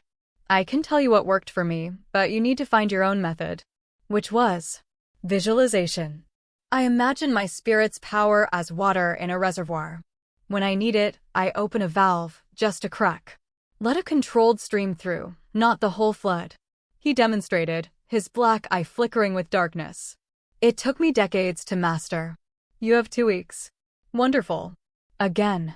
Call on Moros, but this time, imagine a barrier. A door that's only open a sliver. Just enough power to enhance your reflexes and strength, nothing more. They sparred again. And again. And again. Each time, Kira tried different visualizations. A door with a crack. A faucet barely turned. A window opened just an inch. Each time, Moros flooded through like a tsunami, overwhelming her control. By the time the sun actually rose, Kira had broken 5 practice staffs, accidentally shifted her hands into claws twice, and nearly taken Cashin's head off when Moros's power surged unexpectedly. Enough, Cashin finally called, holding up a hand. You're trying too hard. Forcing it. I'm trying to do what you said. No, you're trying to control Moros. That's not how this works. He sat on the edge of the ring, gesturing for her to join him. Moros isn't your enemy. It's not something to be controlled or dominated. It's part of you now. It's a parasite. It's a partner. One you chose. Cashin's tone was blunt. You made a deal. Traded your humanity for its power. You can't have the benefits without accepting what it is, a living entity with its own nature. Kira wanted to argue. Wanted to insist that she'd been desperate, that she hadn't fully understood what she was agreeing to. But that would be a lie. She'd known. On some level, standing in the Whispering Woods, she'd known exactly what she was trading away. So what do I do? She asked quietly. Talk to it. What? Talk to Moros. Actually communicate. Not just ordering it around or accepting its power blindly. Cashin tapped his temple. The spirits are ancient, but they're not mindless. They have personalities, preferences, reasons for the bargains they make. If you want to work with Moros instead of against it, you need to understand what it wants. Kira thought about the handful of times Moros had spoken in her mind. Brief observations. Dry comments. Nothing that felt like real conversation. I don't know how to. Meditate. Go inward. Find it in that space where your consciousness meets its presence. Cashin stood, stretching. Do it now. I'll make sure no one disturbs you. Here? In the middle of the training yard. Better here than somewhere private where you might fully shift and destroy half the castle. His smile was dark. Trust me. I speak from experience. He walked away, leaving Kira alone in the ring as dawn light slowly painted the sky. She sat cross-legged on the packed earth, closed her eyes, and reached inward. The space where her mind met Moros's presence was strange. Not quite a physical place, but not entirely abstract either. Kira found herself standing in a forest, dark trees, silver moonlight, the smell of pine and earth. The Whispering Woods, she realized. Or a memory of them. You finally came looking, Moros's voice rumbled through the trees. I wondered how long it would take. The spirit wolf materialized from shadows, massive and ethereal. Its purple-black fur seemed to absorb light. Its star-bright eyes studied her with ancient intelligence. I need to understand how to work with you, Kira said. How to access your power without losing myself completely. You traded your humanity for my power. There is no yourself to lose. Only what we've become together. That's not true. I'm still me. Still Kira. Are you? The wolf circled her slowly. The Kira from Silvermoon Pack is dead. Broken. Discarded. I didn't make a bargain with her. I made a bargain with the woman who walked into these woods ready to become something else. The words struck deeper than they should have. I'm still. You feel nothing when you remember their cruelty. No pain. No grief. No longing for what was lost. Moros's eyes glowed brighter. You killed 23 warriors and felt only satisfaction. You're living in luxury with wolves who hate you and feel no guilt. That's not humanity, little wolf. That's what you traded to me. Kira's hands clenched. Then what am I supposed to be? Whatever you choose. The wolf sat, massive and patient. I gave you power. Took your soft emotions. But I didn't take your will. Your choices are still yours. Your future is still yours to shape. But you flood through me when I call. Take over. Make me lose control. Because you expect me to. Moros tilted its head. You think of me as separate. Other. An invader to be controlled or surrendered to. But we're bonded now. Merged. When you call, I respond with everything I am because I think that's what you need. Understanding dawns slowly. You're not trying to consume me. No. I'm trying to help you destroy your enemies. That was our bargain. The wolf's expression, if wolves could have expressions, seemed almost amused. But you're right that we need better communication. Partial access requires trust. Understanding. You need to know me, and I need to know what you truly want in each moment. Kira sat on the forest floor, facing the spirit wolf. What do you want, Moros? The question seemed to surprise it. No one has asked me that in 3,000 years, it said quietly. The last wolf who made a deal with me simply demanded power and accepted the cost. Never wondered what I desired. Well, I'm asking. Moros was silent for a long moment. When it spoke, its voice carried weight, age and sorrow and something that might have been loneliness. I want purpose. For millennia, I've been trapped in the Whispering Woods, bound by ancient laws to wait for those seeking vengeance. I give power. Take humanity. The cycle repeats. But I want more than to be a weapon someone picks up and discards. What kind of more? Partnership. Legacy. To be part of something that matters beyond one wolf's revenge. The glowing eyes pinned her. You want vengeance on those who broke you. I can give you that. But what happens after? When Silvermoon is destroyed and your tormentors are punished? Will you discard me? Try to break our bond and reclaim what you traded? Kira hadn't thought that far ahead. Her entire focus had been on making them pay. I don't know, she admitted. I haven't thought about after. Then think about it now. Moros leaned closer. Because if you want partial access, if you want to work with me instead of being consumed by me, you need to decide what we're building together. Are we just a weapon aimed at Silvermoon? Or are we becoming something more? The question hung in the air between them.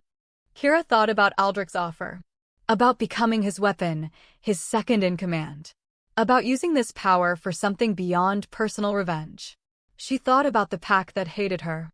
About Sarah's grief and Thomas Brightwater's daughter who would grow up without a father. She thought about what Cashin had said, that power without purpose was just destruction. I want to be more, she said finally. I want this power to mean something beyond just hurting the people who hurt me. Good. Satisfaction rumbled through Moros's voice. Then here's how we'll work together. When you call, tell me what you need. Not just power or strength. Be specific. I need enhanced speed. I need claws. I need full shift. And I'll give you exactly that. No more, no less. That's it? Just ask clearly. Communication is the foundation of partnership. The wolf's tone turned dry. I'm ancient and powerful, but I can't read your mind. I only know what you project, and until now, you've been projecting desperation and rage. Of course, I responded with overwhelming force. Kira almost laughed. All this time, all this struggle with control, and the solution was just talking clearly? Can we try it? She asked. Stand. Kira stood. The forest around them faded, but Moros's presence remained solid in her mind. Now, call on me. Ask for something specific. Feel what it's like to receive exactly what you request, nothing more. Kira took a breath. Reached for that connection. Moros. I need enhanced strength. Just my arms. Enough to break a practice staff, but not enough to shift. Power flowed through her, a controlled stream instead of a flood. She felt her arms strengthen, muscles dense with supernatural force, but the rest of her remained normal. Human. It felt balanced. Good, Moros said approvingly. Now release it. Let go. I need to be fully human. The power receded smoothly, leaving no lingering effects. Kira opened her eyes. She was back in the training yard, sitting cross-legged in the dirt. The sun had risen fully, she'd been meditating for over an hour. Cashin sat on the fence nearby, watching with patient interest. You figured it out, he observed. I talked to it. Kira stood, brushing dirt from her pants. Moros isn't trying to consume me. It's trying to help. I just wasn't being clear about what I needed. And now? Now I can ask for exactly what I need. She picked up a practice staff. Want to test it? Cashin's grin was sharp. Oh, absolutely. They sparred. This time, Kira called on Moros with precision. Enhanced speed when she needed to dodge. Stronger grip when staffs clashed. Better reflexes when Cashin attacked from unexpected angles. Each time, the power came exactly as requested, no more, no less. Controlled. Balanced. Hers. She still wasn't good enough to beat Cashin. He had centuries of experience she lacked, but she didn't break any staffs. Didn't accidentally shift. Didn't lose herself to overwhelming power. When they finally stopped, both breathing hard, Cashin looked genuinely impressed. One session, he said. It took you one meditation session to figure out what took me 3 years. I had a good teacher. No, you had the right question. He clasped her shoulder. I told you how I controlled my spirit, but you found your own way to work with yours. That's the difference between surviving possession and thriving with it. A slow clap echoed across the courtyard. Aldric stood at the edge of the training yard, Marcus beside him. Both looked like they'd been watching for a while. Impressive, the Alpha King said, approaching. Cashin, your assessment? She's a natural. Fast learner. Stubborn, which helps. Cashin wiped sweat from his face. Give me another week and she'll be combat ready. Maybe not elite, but dangerous enough. Good. Aldric's golden eyes fixed on Kira. Because we move on Silvermoon in 6 days. I just received intelligence that their Alpha is planning some kind of pack ceremony. Perfect opportunity to make our entrance. Kira's heart stuttered. 6 days? I thought we had 2 weeks. Plans change. Opportunities arise. His smile was cold. Which means we accelerate your training. Cashin, I want her working with the pack warriors. Learning teamwork, coordination. She needs to function as part of my forces, not just a lone weapon. That'll go well, Kira muttered, thinking of Sarah and the others who hated her. It'll go however I command it to go. Aldric's tone brooked no argument. You wanted revenge. I'm giving it to you. In return, you become part of my kingdom. That means learning to work with wolves who don't trust you. He wasn't wrong. Understood, Kira said. Excellent. Aldric turned to leave, then paused. Oh, and Kira? The ceremony Silvermoon is planning? It's a mating ceremony. Your former mate is taking a new partner. The words landed like a physical blow. Leakin. Taking a new mate. Moving on as if she'd never existed. Kira waited for the pain. For the heartbreak. For something. All she felt was cold, quiet rage. Good to know, she said flatly. Aldric studied her for a moment, something unreadable in his ancient eyes. Then he nodded and walked away, Marcus following. Cashin watched them go, then turned to Kira. You okay? I don't feel anything, she admitted. He's my fated mate, or was. I should feel something about him replacing me. But I just don't. That's what you traded, Cashin reminded her gently. Moros took your ability to feel that kind of pain. I know. Kira looked down at her hands, hands that had killed, hands that would kill again. Is it wrong that I'm grateful? That I'm glad I can't feel it? Wrong? No. Cashin's scarred face was thoughtful. But it's worth remembering that every trade has a cost. You gave up pain. But you also gave up the possibility of healing from it naturally. Of moving past it and finding something better. I found power instead. Is that enough? Before Kira could answer, a commotion erupted near the castle entrance. Sarah burst into the courtyard, her face flushed with exertion. War Master, we have a problem. One of the perimeter patrols found tracks, large wolf prints, recent, coming from the direction of Silvermoon territory. Cashin straightened. How many? Just one. But it's massive. Bigger than any normal alpha. Kira's wolf stirred uneasily. Something about this felt wrong. Could be a scout, Cashin said. Or someone from my old pack found out where I am, Kira finished. And came looking. Sarah's eyes narrowed. You brought them here. Your vendetta is endangering our territory. We don't know that. What else would a Silvermoon wolf be doing on our borders? Sarah's hand moved to her sword. This is your fault. You and your need for revenge. Before Kira could respond, a howl split the air. Long, mournful. Challenging. Every wolf in the courtyard froze. That's an alpha's call, Cashin said quietly. Demanding an audience. Another howl. Closer this time. And Kira recognized it. Ice flooded her veins, not fear exactly, but recognition. Memory. That's Alpha Thorn, she said. The Silvermoon Alpha. The one who exiled me. Sarah drew her sword. He's here? On our territory. Alone, apparently.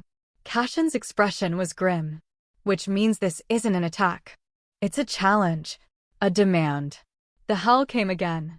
This time, it resolved into words carried by alpha power, a message every wolf within a mile could hear. Kira Ashwood. I know you're here.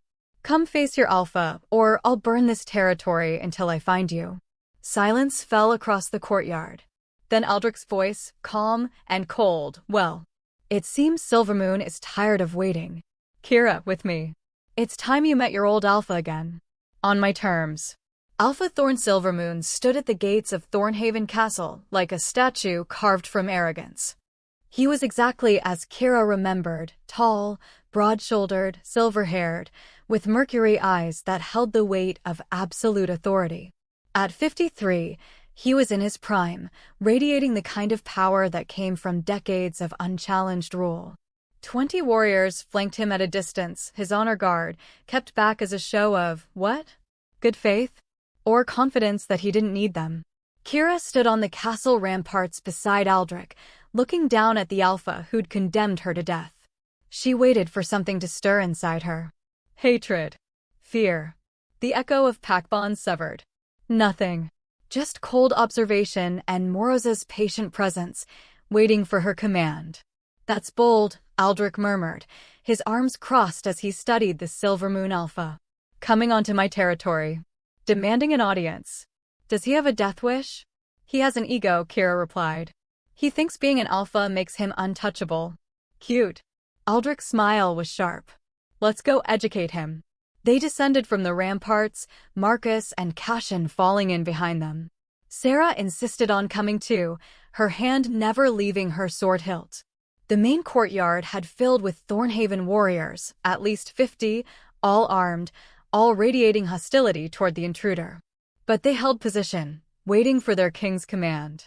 Aldric strode through them like a force of nature, and Kira walked at his side. Equal positioning. A statement. You're mine. Under my protection. My second. The message was clear. They reached the gates. Aldric didn't open them, instead stood just inside, making Thorn address him through the iron bars. Alpha Thorn, Aldric said, his voice carrying effortless authority. You're on my territory without invitation. Making threats against my pack members. Give me one reason I shouldn't have my archers put 20 arrows in you right now. Kira glanced up. Sure enough, archers lined the walls, arrows nocked and aimed. Thorn didn't flinch. His mercury eyes found Kira, and something flickered across his face. Surprise. Then disgust. So it's true, he said. The runt survived. And found herself a new master. Watch your tongue. Aldric's voice dropped to something dangerous. You're addressing my second in command. Show respect or leave in pieces. Second in command. Thorn's laugh was harsh. That broken, wolfless runt?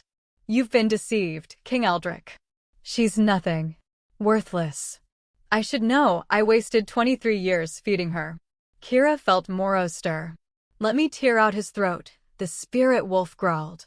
Let me show him what worthless looks like. Not yet, Kira thought back. Let him talk.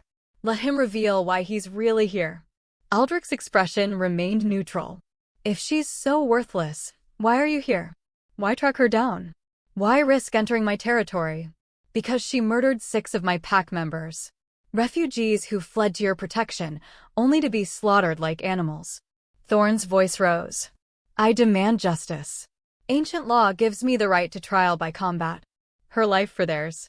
There it was. Kira stepped forward before Aldric could respond. You want to challenge me? The worthless runt. I want to put you down like the rabid dog you've become. Thorn's eyes blazed with contempt. You think you're powerful now? You think making some dark bargain in the Whispering Woods makes you strong? You're still the same pathetic wolf who couldn't even shift properly. Funny. Kira's voice remained steady. Because I seem to remember shifting just fine when I destroyed your refugees. And the 23 warriors who got in my way. Murmurs rippled through the Thornhaven pack. Some shocked, some impressed that she'd openly admit to the massacre. Those warriors were innocents, Thorn snarled. You murdered them. I murdered wolves who were harboring my tormentors. Kira moved closer to the gates, until only iron bars separated them. Dane. Rolf. Marcus, not your Marcus, the other one. Senna. 2 others whose names I didn't bother learning. They tortured me for years. Beat me. Humiliated me. Broke me. And when they fled your territory, you let them go. Didn't punish them. Didn't hold them accountable. Internal pack discipline is not your concern. It became my concern when you exiled me to die instead of dealing with them. Her voice didn't rise, but it cut like a blade. So yes, I hunted them. Found them hiding in King Aldric's northern patrol. And I killed everyone who stood between me and justice. That's not justice. That's murder. Call it what you want. I call it balance. Thorn's hands clenched into fists. You've become a monster. You made me into one. Silence stretched between them. The weight of years of cruelty, of a pack that had failed its weakest member, hung in the air. Finally, Aldric spoke. Alpha Thorn. If you want trial by combat, you'll have it. But not today. Not on my doorstep like some common brawl. Thorn's eyes narrowed. When? In 5 days. At the Silvermoon Pack ceremony you're planning. Aldric's smile was cold. I'll bring Kira. You can have your combat. But it'll be on neutral ground, with witnesses from multiple territories. And if you lose, and you will lose, you'll accept my judgment on how Silvermoon Pack operates going forward. You have no authority over my pack. I do when your pack members commit crimes, flee justice, and hide in my territory. I do when you exile wolves to die instead of managing your own house. Aldric's voice hardened. Ancient law works both ways, Thorn. You want justice for your refugees? Fine. But I want justice for the crimes they committed that drove Kira to desperation. She made a deal with dark powers. She's possessed. She's standing right here. Address her directly if you have accusations. Thorn's gaze swung back to Kira. You're an abomination. The moon goddess would reject you. The moon goddess already did, Kira replied softly. She mated me to your son. Let him reject me. Let your pack destroy me piece by piece. If she cares, she has a strange way of showing it. Something flashed in Thorn's eyes. Guilt? Recognition? It vanished quickly. Leakin made the right choice, he said. You were never worthy of him. Agreed. He was never worthy of me either. Kira's smile had no warmth. But he'll see that soon enough. When I walk into your pack ceremony with the Alpha King. When I stand before your whole pack as his second. When everyone who threw me away realizes what they lost.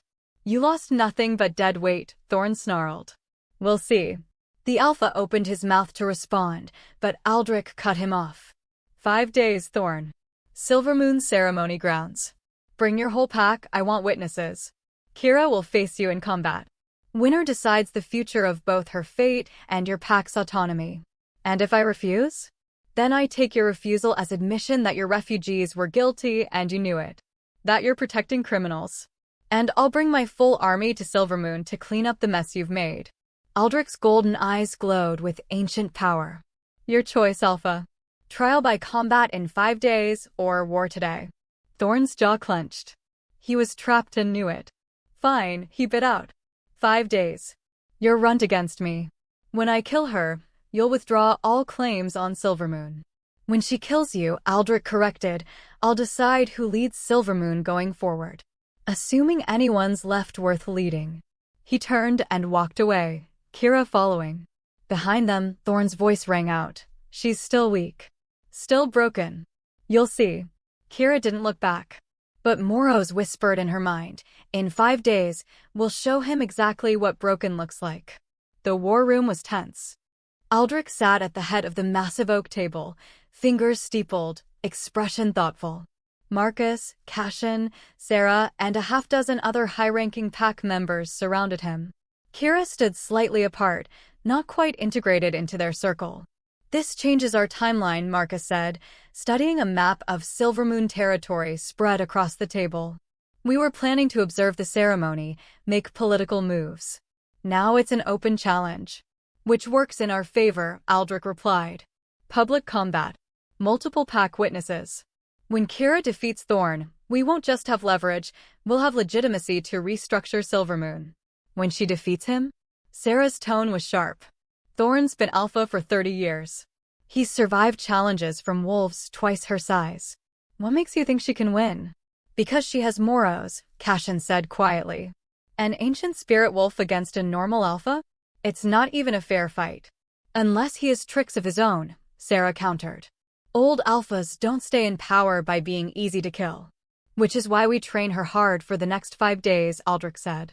"Cashin, I want her drilling combat scenarios. Marcus, I want intelligence on Thorn's fighting style. Talk to anyone who's seen him fight."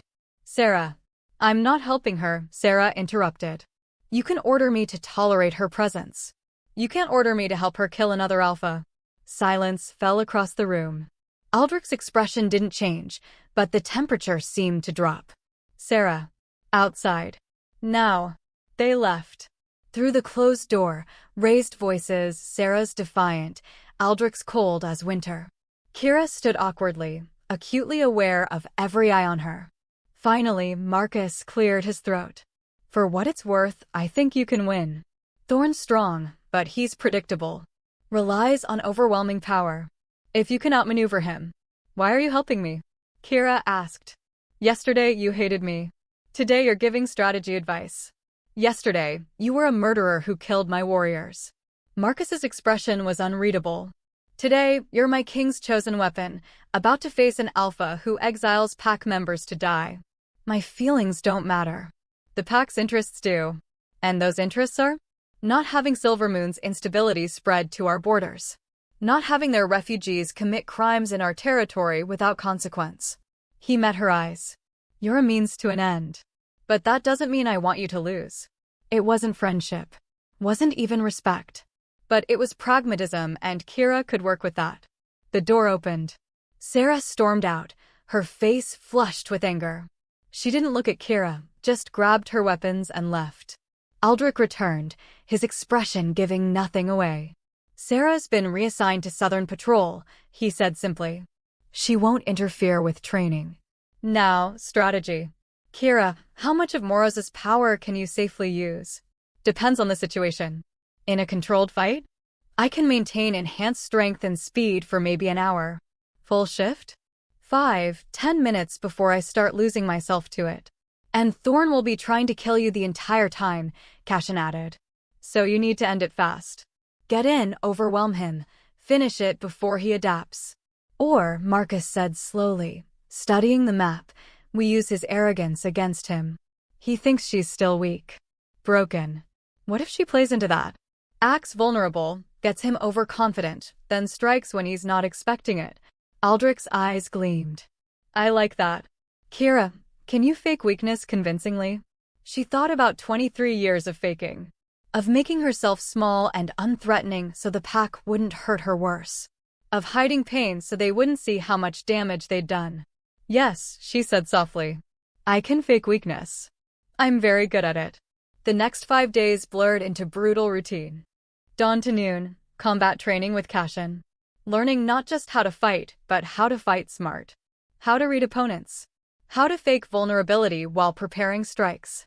How to use Moros' power in precise bursts rather than overwhelming floods. Noon to evening, strategy sessions with Marcus. Studying every scrap of intelligence on Thorn, his preferred fighting style, his previous challenges, his weaknesses. Evening to midnight, meditation with Moros. Deepening their bond. Learning to call on specific aspects of the spirit wolf's power. Building trust. Midnight to dawn, restless sleep plagued by memories of Silvermoon. Of Leekon's disgust. Of Dane's cruelty. Of the moment Thorn pronounced her worthless. Let them be fuel, Moros counseled during one such sleepless night. Not wounds. Not pain. just fuel for what we'll do to them. By day 5, Kira could maintain partial transformation for 30 minutes without strain. Could shift just her hands to claws while keeping her human mind clear. Could call on Moros' speed in bursts that made her nearly impossible to track. Cashin declared her ready. Marcus said she had a fighting chance. Aldric looked at her with something that might have been respect. And Kira stood before the mirror in her borrowed chambers, studying the woman looking back. She didn't recognize herself. Gone was the thin, frightened runt who'd been exiled 6 weeks ago. In her place stood someone harder. Sharper. Eyes that glowed faintly even without calling Moros. Scars from training that told stories of transformation. This is who we are now, Moros said quietly. The question is, are you ready to show them? Yes, Kira whispered. Let them see what they made. The journey to Silvermoon territory took half a day. Aldric brought a full honor guard, 50 warriors, all armed, all loyal. A show of force that declared he wasn't here for diplomacy alone. Kira rode beside him at the front, wearing armor that Marcus had commissioned specifically for this fight. Black leather reinforced with steel, flexible enough for shifting, strong enough to turn most blades. She looked like what she was, a weapon. The Silvermoon Pack grounds sprawled across a valley, surrounded by forest. In the center stood their ceremony circle, a massive open space with stone pillars marking sacred boundaries. And there, gathered in the hundreds, was the entire Silvermoon Pack. Kira felt their shock as Aldric's procession entered. Felt their disbelief as they recognized her riding at the Alpha King's side. Look at their faces, Moros purred with satisfaction. They don't know whether to be afraid or disgusted. They'll figure it out soon enough. Thorn waited in the ceremony circle, flanked by his own warriors. And beside him, Leekin. Kira's former mate stood tall and proud, his silver hair catching the sunlight, his mercury eyes fixed on her with, what? Recognition? Disgust? She couldn't read him anymore. Beside Leekin stood a woman Kira didn't recognize, beautiful, blonde, wearing the ceremonial robes of a soon-to-be Luna. His new mate. Does it hurt? Moros asked, genuinely curious. Kira searched for pain, for heartbreak, for any echo of what she'd once felt for Leekin. Found nothing. No, she thought back. He's nothing to me now. Good. Then we can kill his father without regret. Aldric dismounted smoothly. Kira followed, her boots hitting the packed earth with purpose. The crowd parted as they approached the ceremony circle. Alpha King Aldric Thornclaw called out, his voice carrying across the gathered pack. You came. I wasn't certain you'd honor your word. I always honor my word, Aldric replied coolly. The question is whether you will. We agreed to trial by combat. Winner decides the future. Agreed. Thorn stepped into the circle. You're runt against me. To the death. Not to the death, Aldric corrected. To submission. I need you alive to answer for your crimes against her. My crimes. Thorn's laugh was sharp. I gave her mercy. Let her live when she should have been cold as a pup. She's weak, broken, worthless. Then it should be an easy fight. Kira's voice cut through his speech. She stepped into the circle, facing the Alpha who'd condemned her. Unless you're afraid. The crowd gasped. No one spoke to an Alpha that way. Thorn's face darkened with rage. You dare. I dare everything now. Kira spread her arms. You threw me away. Exiled me to die. Told everyone I was worthless. She let her eyes glow white-blue. Let me show you what worthless looks like. The transformation was instant. Kira didn't go for full shift, not yet. Just let Moros's power flood through her limbs. Let her presence expand until everyone watching could feel the ancient force she carried. The crowd recoiled. Even Thorn took a step back. What are you? He breathed. I'm what you made me. Kira smiled without warmth. I'm the runt you broke. The wolf you exiled. The daughter of your pack you threw away like garbage. Her hands shifted to claws, each finger tipped with black talons. And now I'm your reckoning. Thorn recovered his composure, his own power rising to meet hers. His eyes glowed silver, his muscles swelling with alpha strength. You're an abomination. And I'll put you down like one. Try. The ceremony circle fell silent. Two powers faced each other, old authority and new vengeance. Somewhere in the crowd, Leekin watched with wide eyes. Somewhere behind her, Aldric's forces stood ready. But in this moment, in this circle, there was only Kira and the Alpha who'd destroyed her. Thorn attacked first. He was faster than she'd expected for someone his age. His fist came at her face with brutal force. Kira didn't try to block. Instead, she leaned into what Cashin had taught her, let him think he had the advantage. She stumbled back, raising her arms defensively. Made herself look overwhelmed. Thorn pressed forward, confidence growing. He landed a hit to her ribs that would have shattered bones in a normal wolf. Kira gasped, fell to one knee. Now? Moros asked eagerly. Not yet. Let him get closer. Let him think he's winning. Thorn grabbed her by the throat, lifting her off the ground. You're still weak, he snarled. Still pathetic. You think dark power changes what you are? You're nothing. Kira's hand shot up, claws extended, and grabbed his wrist. No, she said quietly. I'm everything you were too blind to see. She pulled on Moros's strength and twisted. Bone crunched. Thorn screamed, dropping her. His wrist hung at an unnatural angle. Kira landed in a crouch, eyes blazing. Round 2. The Alpha's face contorted with rage and pain. He shifted full transformation, his silver wolf bursting forth with desperate power. He was massive. Beautiful. Everything an Alpha should be. Kira looked at him and felt nothing but cold purpose. Time to show them what we are. She let Moros surge forward completely. The shift was different this time. Controlled. She kept her consciousness clear even as her body transformed, as the spirit wolf's power merged with her own. Her wolf was black as midnight, larger than any normal shifter, with eyes that burned white-blue. And behind her, barely visible in the afternoon light, Moros's ethereal form flickered, a second presence, a guardian, a promise of ancient power. The Silvermoon Pack collectively gasped. Thorn lunged, jaws snapping for her throat. Kira sidestepped, faster than he could track, and raked her claws across his flank. Blood sprayed. He howled, spinning to face her. They circled each other, silver and black, old power and new.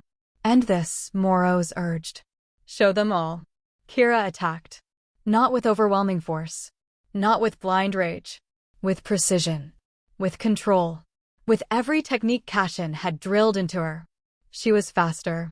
Stronger. And she had something Thorn had never needed to develop, the ability to win when the odds were against her. She targeted his injured wrist first, forcing him to protect it. Used his defensive posture to strike his legs, his flanks, his exposed throat. Each strike calculated. Each movement purposeful. Within minutes, Thorn was bleeding from a dozen wounds, limping, desperate. The Alpha who'd seemed invincible was falling apart. Submit, Kira snarled, her wolf voice echoing with Moros's power. Submit or die. Thorn's pride wouldn't let him. He lunged one final time, putting everything into a desperate attack. Kira caught him mid-leap, using his momentum against him. She slammed him to the ground, her jaws at his throat. One bite. That's all it would take. The entire Silvermoon Pack held its breath. And Kira made her choice. She shifted back to human form, standing over the fallen Alpha. Kneeling on his chest, her claws still pressed to his throat. Submit, she said quietly. Acknowledge what you did to me. What your pack did. Or I'll finish this. Thorn's eyes blazed with hate. Never. Then die knowing you created me. She pressed harder, drawing blood. Die knowing that every wolf who breaks, every runt who suffers, might come back as I did. Stronger. Angrier. Ready. For a long moment, she thought he'd choose death. Then, barely a whisper, I submit. The words echoed across the ceremony grounds. An Alpha. Defeated. Submitted. Kira stood, stepping back.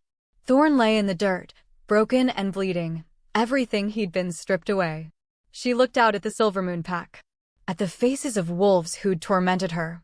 Ignored her. Let her suffer. And she saw fear. Good.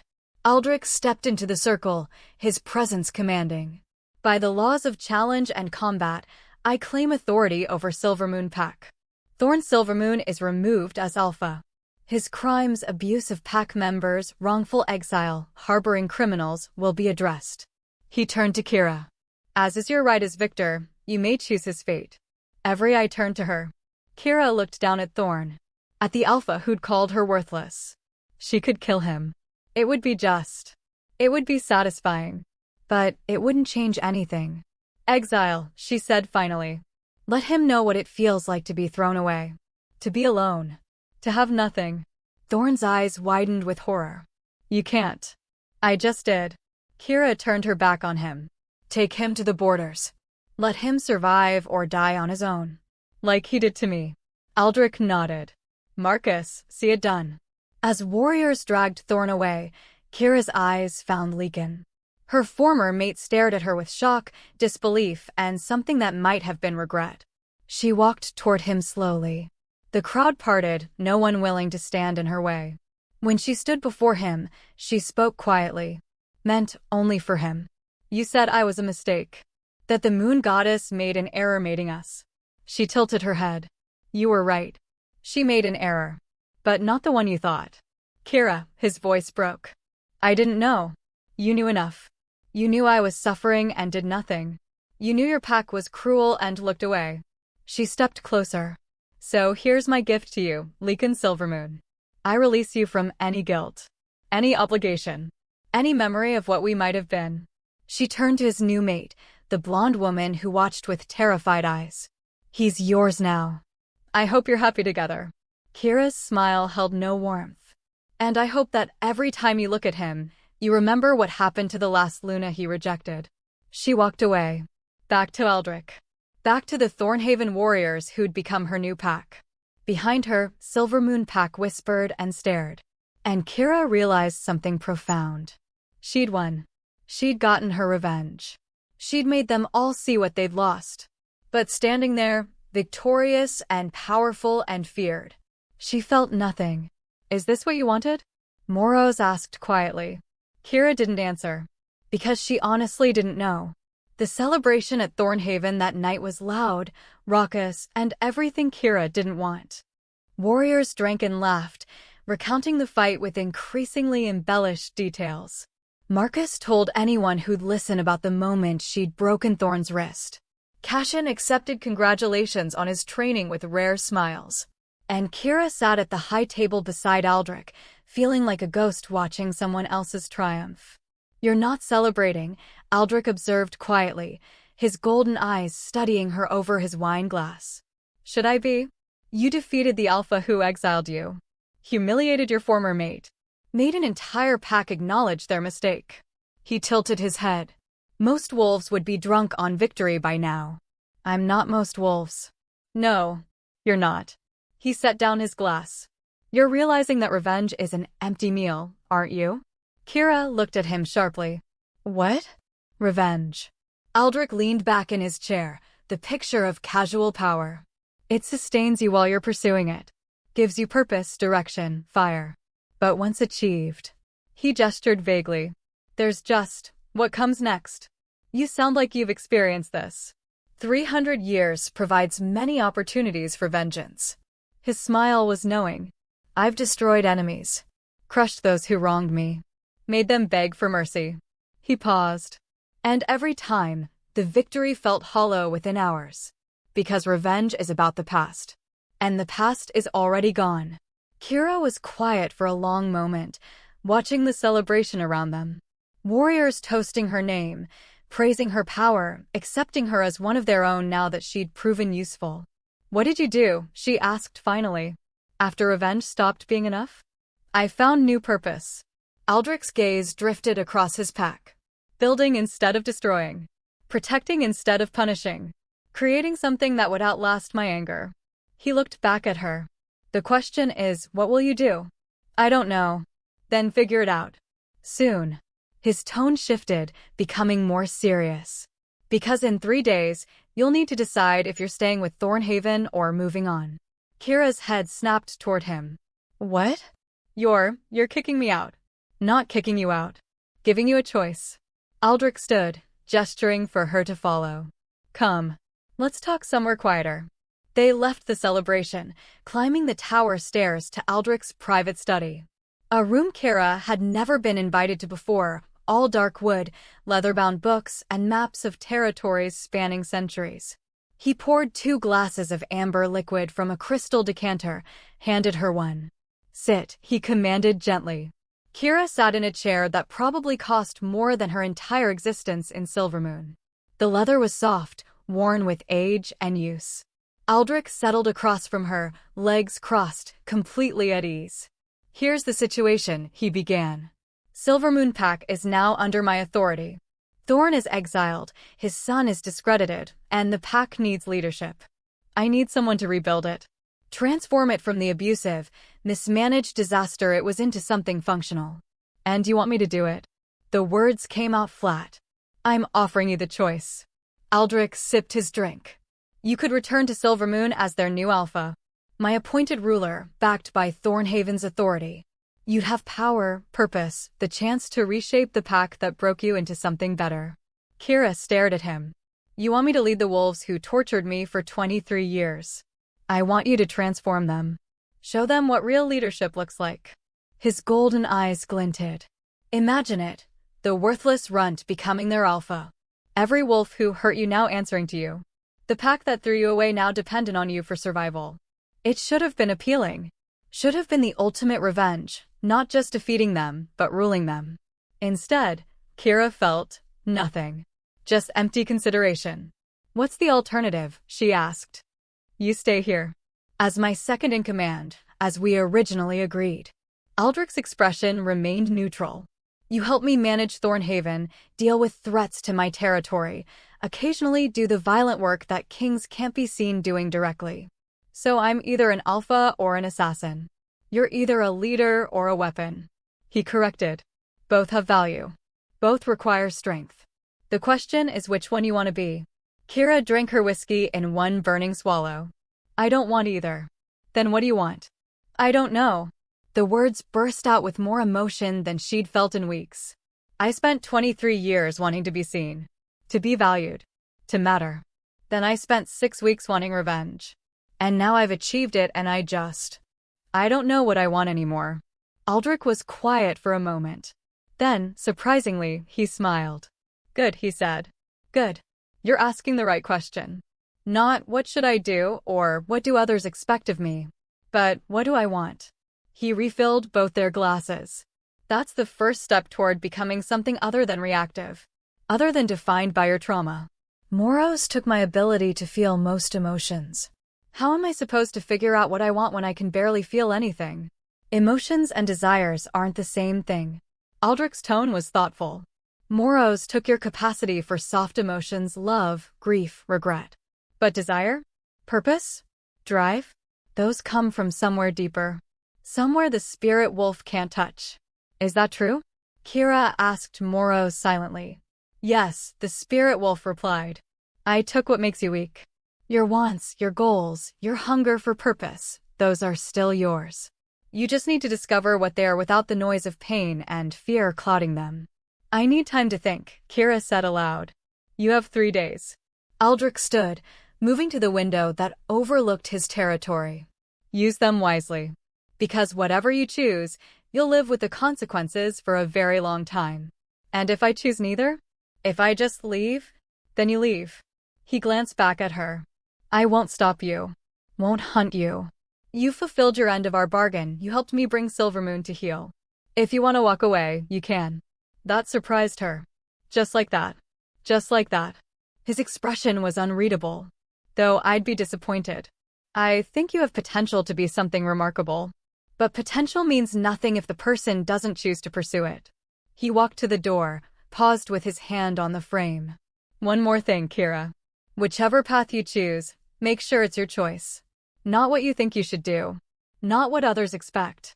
Not what revenge or trauma or guilt demands." He looked at her one final time. "Choose what you want. Even if you're not sure why you want it." Then he was gone, leaving Kira alone with her thoughts and Moros's patient presence. She didn't return to the celebration. Instead, Kira climbed to the highest tower, stood on the ramparts, and stared out at the night. 3 choices. 3 possible futures. Option 1. Return to Silvermoon as Alpha. She could do it. Had the power, had Aldric's backing. Could walk back into that territory and force them all to submit. Could reshape the pack and the abuse, make them into something better. But the thought of spending years surrounded by wolves who'd tormented her, ruling over the site of all her worst memories. It would be a prison, Moros observed. A cage made of vindication. Option 2. Stay at Thornhaven as Aldric's second. Also doable. She'd proven herself capable. The pack was starting to accept her grudgingly, but still. She could have purpose here, could be useful, could continue growing stronger. But she'd always be defined by what she was to Aldric. His weapon. His solution to problems. Never fully her own person. Another kind of ownership, Moros mused. Better than the first, but still chains. Option 3. Leave. Walk away from all of it. The most terrifying option. No safety net, no plan, no purpose. Just her and Moros, wandering. But also freedom? Freedom to become whatever we choose, Moros said quietly. Not what we were made into. Not what others need us to be. What we choose. What do you want? Kira asked the spirit wolf. You said you wanted partnership, legacy, purpose. Which of these gives you that? Moros was silent for a long moment. I want us to choose our own path, it said finally. I've spent 3,000 years being a tool others picked up and discarded. A power source for revenge that had nothing to do with me. I want to build something that matters. Something that's ours. That's not very specific. Neither is your desire. We're both figuring this out. Fair enough. Kira stood on the ramparts for hours, wrestling with the question. Trying to find some spark of genuine want beneath the emptiness where her emotions used to be. What did she want? Not revenge, she'd achieved that. Felt nothing. Not safety, she was powerful enough now that safety wasn't the issue. Not belonging, she'd never truly belonged anywhere, and that ship had sailed. So what? When did you feel most alive? Moros asked. Not happy. Not safe. But most yourself. Kira thought back through the past 6 weeks. Not the massacre, that had been rage and power, overwhelming and disconnected. Not defeating Thorn, that had been necessary but hollow. But training with Cashin. Learning control. Figuring out how to work with Moros instead of being consumed by it. That had felt, right? Like growth. Like becoming. And helping the young wolf, Thomas Brightwater's brother, understand that grief and hate could coexist with moving forward. And even, strangely, the moment she'd chosen exile for Thorn instead of death. Making a choice that was hers, not driven by revenge or expectation. I felt most alive when I was choosing, she realized. When I was learning. When I was becoming something other than what trauma made me. I don't want to be defined by my past anymore, she said aloud. Not by what they did to me. Not by my revenge. Not by being someone's weapon or someone's alpha. Then what do you want to be defined by? I don't know yet. Kira smiled slightly. But I want the freedom to find out. The decision crystallized. She wouldn't return to Silvermoon, that was looking backward. She wouldn't stay at Thornhaven, that was letting someone else define her purpose. She would leave. Find her own path. Become whatever she chose to become. It was terrifying. It was freeing. It was hers. She told Aldric the next morning. He listened without interruption as she explained her reasoning, her decision, her plans, or rather, her lack of them. When she finished, he was quiet for a long moment. Then he smiled. I was hoping you'd choose that, he admitted. Kira blinked. What? The other options were tests. To see if you'd choose safety or revenge over growth. He poured tea, actual tea this time, not the whiskey of the night before. You chose the hardest path. The one with no guarantees. That tells me you're ready to become something more than what circumstances made you. You manipulative bastard. I'm a 300-year-old king. Manipulation is in the job description. His smile was unapologetic. But I'm also genuinely pleased. You have potential, Kira. Real potential. But it won't develop here, under my shadow, doing my work. So you're not angry? Angry? No. Disappointed I'm losing a powerful asset? Slightly. He slid a leather bag across the table. But invested in seeing what you become? Absolutely. Kira opened the bag. Gold coins. A lot of them. What's this? Payment for services rendered. You helped me take control of Silvermoon. That's worth compensation. He pushed a sealed letter toward her as well. And this is a letter of safe passage. My seal, my signature. Any pack in my alliance will give you shelter and aid if you need it. You don't have to. I want to. Aldric's expression was serious. You're leaving my direct service, but that doesn't mean you're alone. If you need help, call on me. If you find trouble, send word. And if you ever want to return, whether next month or next century, there's a place for you here. Kira's throat tightened. Why? Because I see something in you. Something I had at your age, hunger to be more than what others expect. To build rather than just survive. He stood, extended his hand. Go find out who you are without trauma or revenge driving you. Then come back and tell me what you've learned. She clasped his hand. Felt the weight of centuries in his grip, the sincerity in his words. Thank you, she said quietly. For everything. For seeing something in me when everyone else saw nothing. They were blind.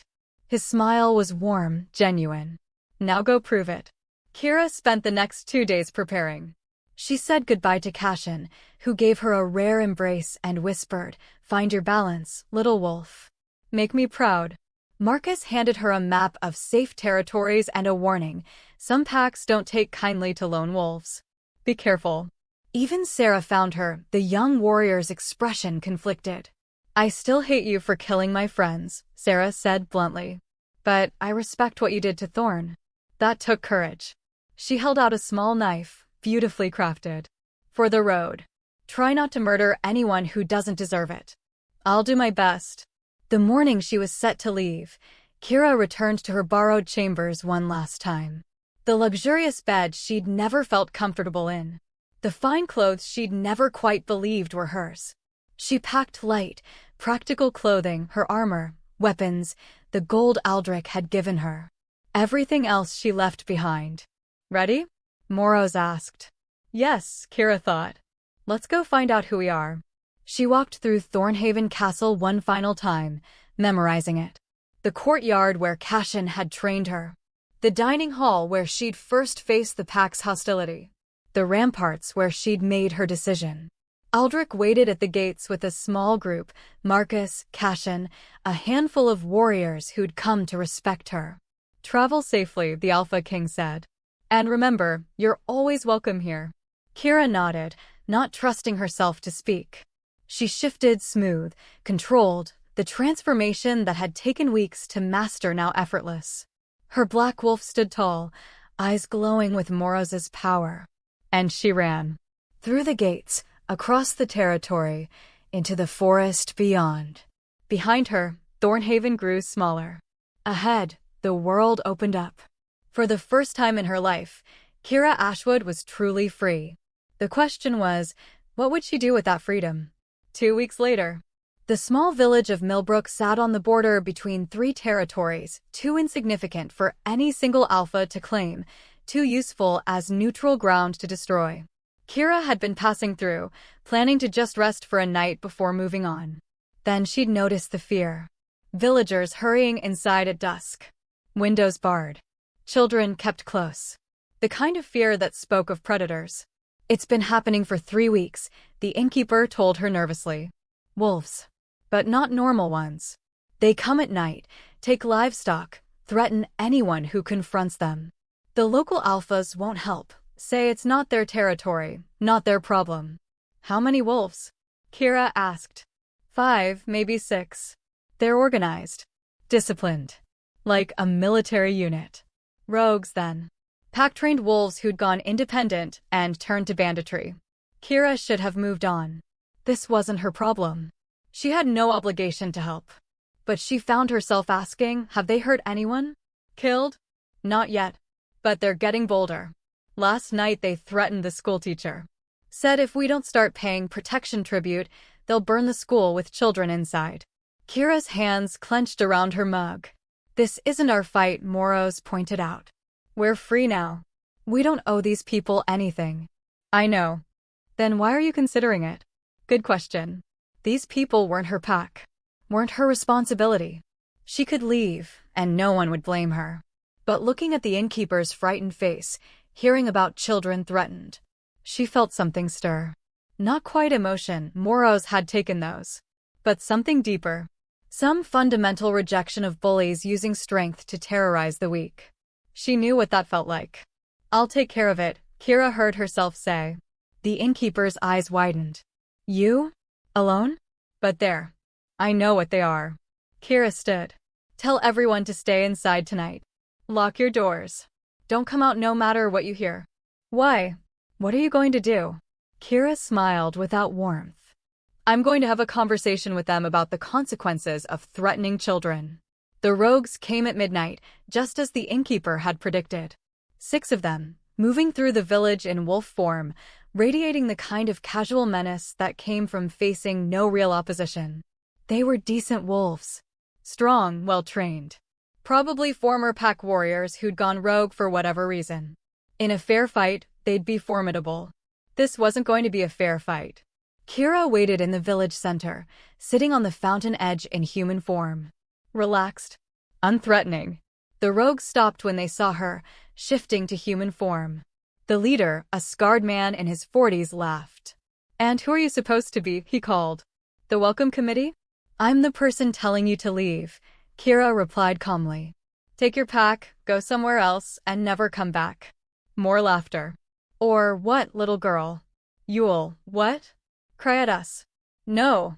Kira stood. Let her eyes start to glow. "I'll kill you." The leader's expression flickered uncertainty, then anger. "Big talk. But there's 6 of us and 1 of you. How do you like those odds?" "I've faced worse." "Show them?" Moros asked eagerly. "Just enough to make the point. No killing unless necessary." "You're getting soft." "Maybe. Or maybe I'm choosing who deserves to die. There's a difference." The rogues attacked as a unit, shifting mid-leap. Kira let Moros surge forward, shifting in a burst of power that sent shock waves through the ground. Her wolf met their charge with casual brutality. She was faster, stronger. And she'd been trained by Cashin, who'd taught her how to fight 6 opponents simultaneously. Within seconds, 2 rogues were down, whimpering with shattered legs. The others tried to retreat, but Kira cut them off, her presence overwhelming. "Submit or die," she snarled, her voice carrying Moros's ancient authority. "Choose quickly." They chose submission. Minutes later, 6 rogues knelt in human form, bleeding and broken, while Kira stood over them. "Here's what's going to happen," she said quietly. "You're going to leave. Tonight. Now. And you're never going to threaten civilians again. Not here, not anywhere. And if we don't," the leader gasped, "then I'll hunt you down and kill you. Not immediately. Not quickly. But eventually." She leaned down, her eyes blazing. "I've destroyed an alpha. Massacred trained warriors. Do you really think I can't find 6 rogues who thought terrorizing villagers was a good idea?" The leader's face went pale. "Who are you?" "I'm someone who knows what it's like to be powerless. To be hurt by people stronger than me. And I've decided that's not happening on my watch. Not if I can stop it." She straightened. "So leave. Find honest work. Join packs that will take you. Or don't. But if I hear you've threatened anyone else, I'll finish what I started tonight." "Clear. Clear," the leader whispered. "Good. Now run." They ran. Kira watched them disappear into the night, feeling something. Not quite satisfaction. Not quite pride. But purpose, maybe. The beginning of it. "That was interesting," Moros observed. "You chose to help them even though it cost you time and energy. Even though they're not your pack." "Why?" "Because no one helped me when I needed it," Kira said quietly. "Because I know what it's like to be powerless while someone strong hurts you. And because..." She paused, searching for words. "Because if I have this power, I should use it for something other than revenge." "You're developing principles," Moros sounded amused. "How novel." "Shut up." But the spirit wolf was right. She was developing something. Some framework for how to use her power. Who to protect. Who to punish. It wasn't complete yet. Wasn't fully formed. But it was hers. The next morning, the villagers emerged to find the rogues gone and Kira preparing to leave. The innkeeper tried to pay her. She refused. You saved us, the woman insisted. Let us give you something. You gave me something already, Kira replied. You reminded me that being strong means protecting people, not terrorizing them. She left Millbrook with a full pack of supplies the villagers insisted she take, and something she hadn't felt in months. Hope, maybe. Or purpose. Or just the beginning of understanding who she wanted to become. 6 months later, Kira sat in a tavern on the edge of the Crimson Peaks territory, nursing a drink and listening to gossip. 6 months of wandering had changed her. Not physically, she was still the same powerful wolf with Moros' ancient presence. But internally, she'd helped 3 more villages deal with various threats. Stopped 2 packs from going to war over a misunderstanding. Helped a young wolf learn to control her first shift. And somewhere along the way, she developed a reputation. The Wandering Luna, some called her. The Wolf with Star Eyes. The Reckoning. Names that carried weight in pack territories across the region. She wasn't famous, exactly. But she was known. Lone wolf with ancient power, who helped those who couldn't help themselves. Who punished wolves who abused their strength. Who appeared, solved problems, and left before anyone could fully understand what she was. It was a strange kind of life. Lonely sometimes. But also, meaningful? Kira was pondering this when the tavern door burst open. A young messenger stumbled in, clearly having run for miles. Is there a Kira here? Kira Ashwood. Kira's hand went to her weapon instinctively. Who's asking? Alpha King Aldric. The messenger gasped for breath. He sent me to find you. Says he has a proposal. A job. Something big. Says you're the only one who can handle it. Kira felt Moros stir with interest. Miss us already, does he? What kind of job? Kira asked. He didn't say. Just that it's urgent, dangerous, and requires someone with your unique talents. The messenger held out a sealed letter. He's asking you to come to Thornhaven. Says it's important. Kira took the letter, studying Aldric's seal. Part of her wanted to refuse. She'd built something here, small as it was. A life that was hers. But another part was curious. What could be so important that Aldric would track her down after 6 months? One way to find out, Moros pointed out. Tell him I'll be there in 3 days, Kira said finally. The messenger sagged with relief. Thank you. He said it was urgent. 3 days, Kira repeated firmly. I have something to finish here first. He can wait.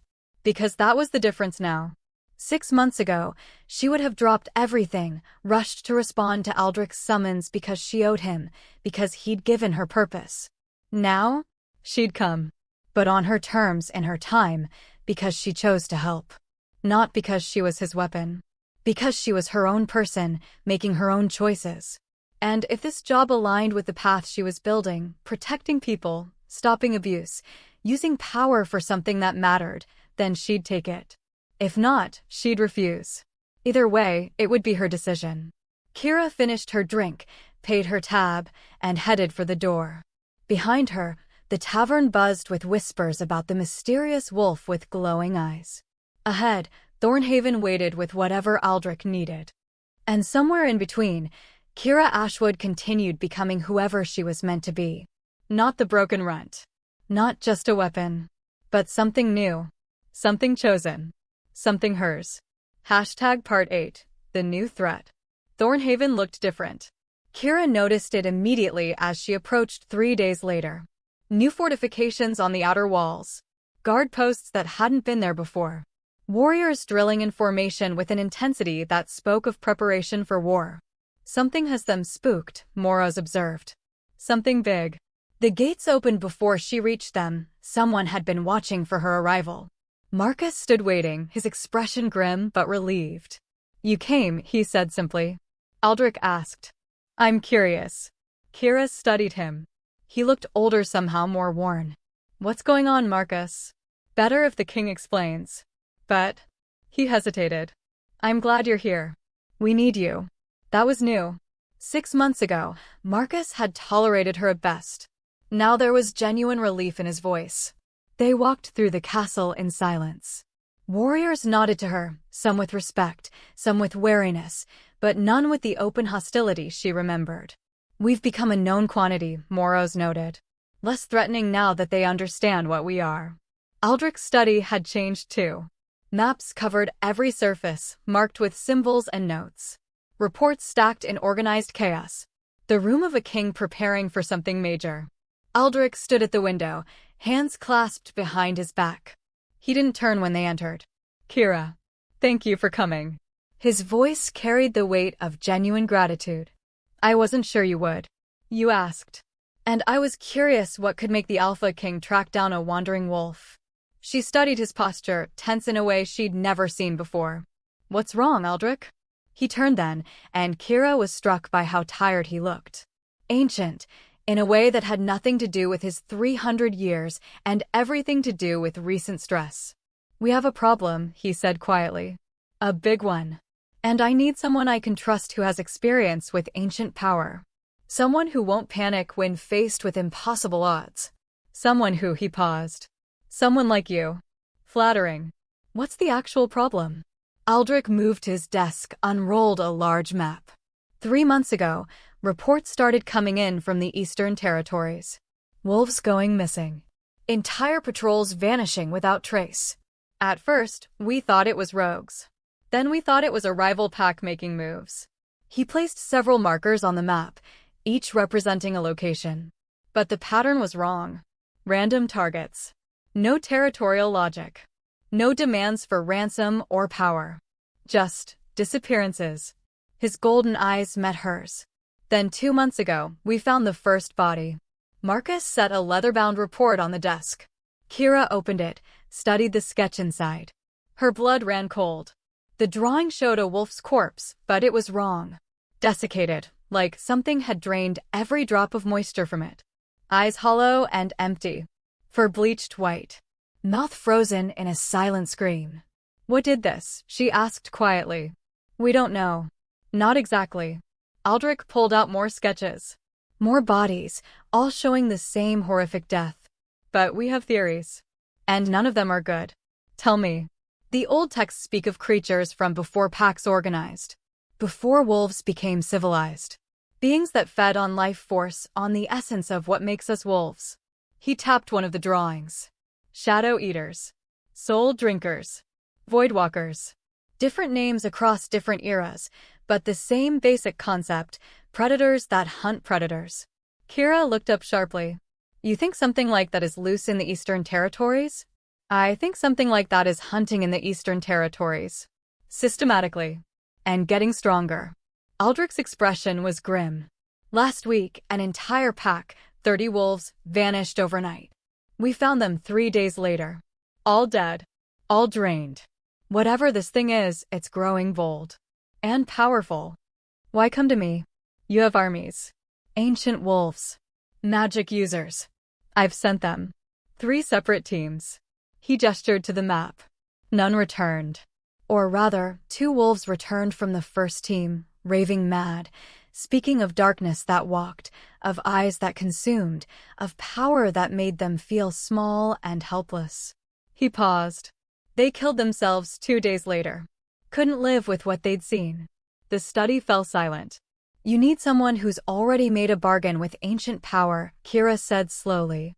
Someone who won't break when faced with something impossible. I need someone who understands what it means to merge with something inhuman. To walk the line between self and other. Aldric's gaze was intense. You live with Moros.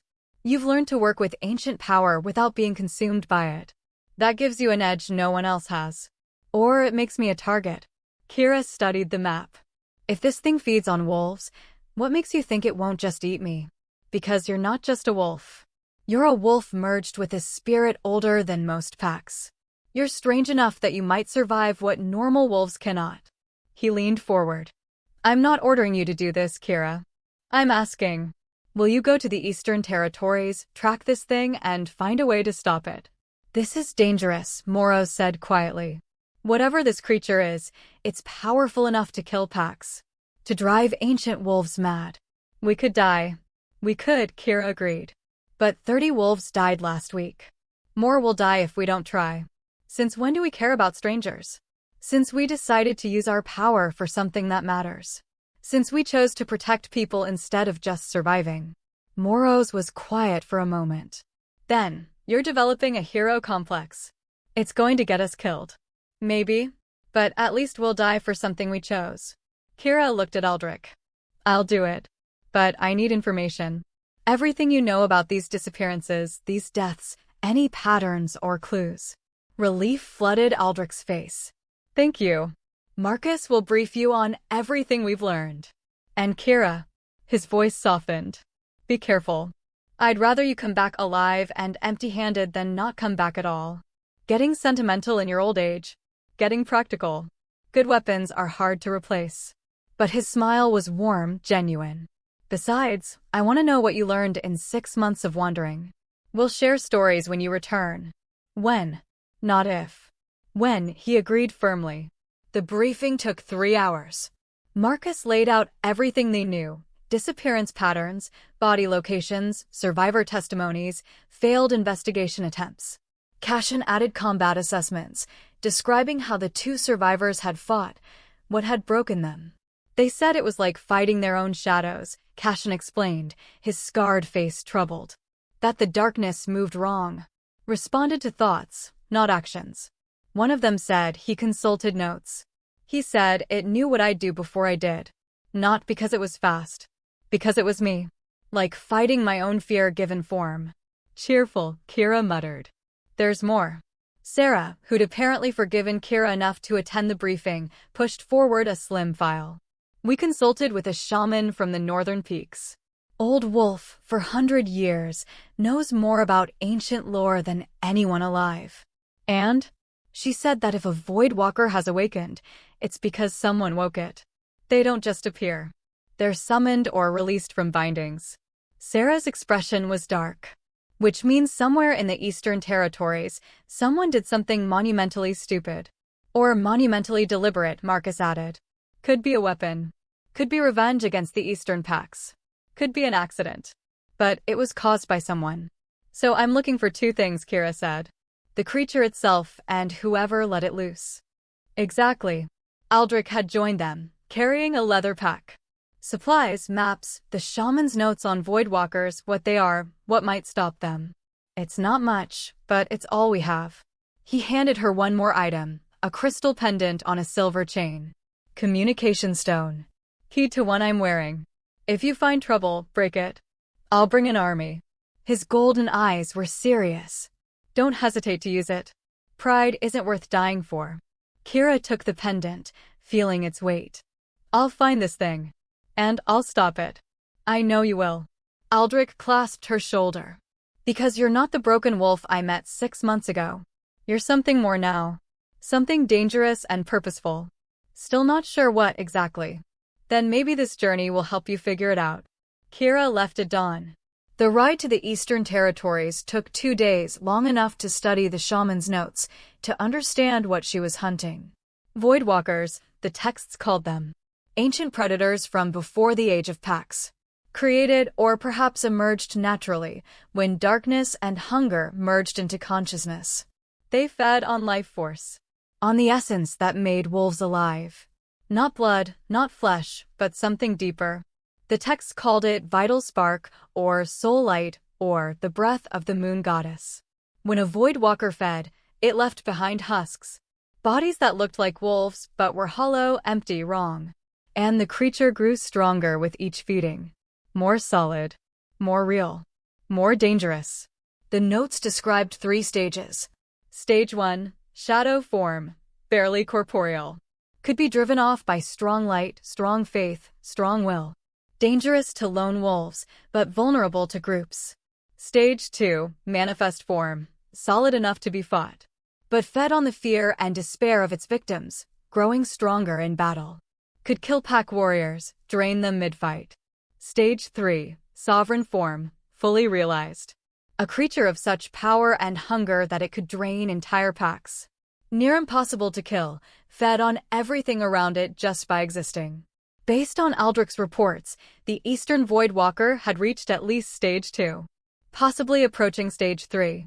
Wonderful, Moros commented dryly. We're hunting something that can eat souls, and we don't know how to kill it. The notes mention weaknesses, Kira pointed out. Light, faith, will, spirit bonds. Vague, theoretical, and written by shamans who never actually fought one. So we improvise. We die, probably, but at least we'll have tried. Moros grumbled, but didn't argue further. The eastern territories showed the damage immediately. Kira reached the first affected zone, the Riverside Pack lands, and found it nearly deserted. A few brave wolves remained, but most had fled. The town felt like a ghost, buildings empty, streets silent. An elderly she-wolf approached cautiously. "You're the one King Aldric sent?" "I am. Kira Ashwood." The woman's eyes widened with recognition. "The wandering Luna. The one who—" She trailed off, seeming to remember Kira's history. "You're here to hunt the shadow thing." "I'm here to stop it, yes. Tell me what you've seen." The woman led her to a small house, served weak tea, and shared her story. "It started 3 months ago. Just feelings at first. Like being watched. Like something waited in the dark." Her hands shook. "Then wolves started disappearing. 1, 2, 5. We formed hunting parties, sent warriors to investigate. And they found nothing. Searched for days. Then came back, changed. Quiet. Haunted. Within a week, 3 of them had killed themselves. The others fled the territory." The woman's voice dropped to a whisper. "Then the bodies started appearing. Drained. Empty. Like they'd been hollowed out." "Have you seen the creature itself?" "Once.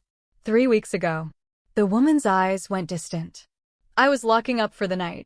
Saw something move in the alley across the street. At first I thought it was a wolf, but—" She shuddered. "It was wrong. Too tall, too thin, moved like smoke. And its eyes, gods, its eyes were holes. Voids. Looking at them made me feel less. Like I was being erased just by being seen." "Did it attack you?" "No. Just watched. Then it smiled, or something like a smile, and vanished into the shadows." She gripped her teacup. "I packed my things the next morning. I'm leaving tomorrow. This land is cursed now." Kira spent the rest of the day investigating. Walking the streets, examining disappearance sites, searching for patterns. And feeling, constantly, like she was being watched. "It knows we're here," Moros said uneasily. "I can feel it. Something old. Something hungry. Can you identify it? Track it?" "No. It's strange. Wrong. Like trying to see something that exists in the spaces between things." By nightfall, Kira had found 3 more interview subjects, all with similar stories. All planning to leave. All haunted by the feeling of being prey. She set up camp on the edge of town, in a building that still had 4 walls and a roof. Created a circle of blessed salt, one of the shaman's recommendations. Lit a fire, more for light than warmth. And waited. The Void Walker came at midnight. Kira felt it before she saw it. A sudden cold, like all warmth had been sucked from the air. A pressure against her mind, subtle but growing. Then the shadows in the corner of the room moved wrong. They stretched, twisted, formed into something that might have been a wolf once, but had been warped into something else. Too tall, nearly 7 feet at the shoulder. Too thin, ribs showing through translucent dark flesh. Too many eyes, dozens of them, scattered across its body, all empty voids that consumed light. And it was smiling, with too many teeth arranged in patterns that hurt to look at. "What are you?" it asked, its voice like wind through graves. "You're not prey. Not entirely. Something else lives inside you." Kira stood slowly, hand on her weapon. "I'm the one who's going to stop you." The Void Walker laughed, a sound like breaking glass and dying screams. "So many have said that. All are gone now. Consumed. Hollow. Empty." It circled the salt ring, testing boundaries. "But you smell different. Old power. Ancient hunger. You're almost like me. I'm nothing like you." "No?" The creature tilted its misshapen head. "You made a bargain.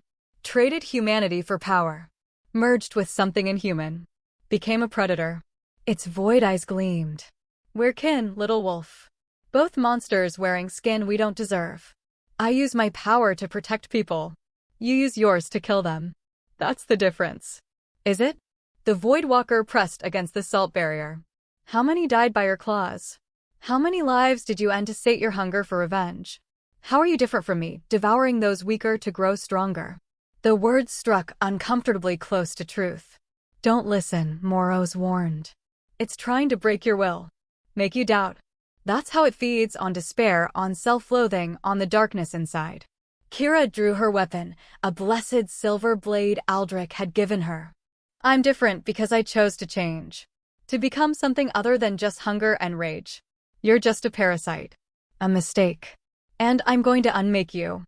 The Voidwalker's smile widened impossibly. Try. It lunged. The salt barrier exploded like it was nothing, blessed powder scattering.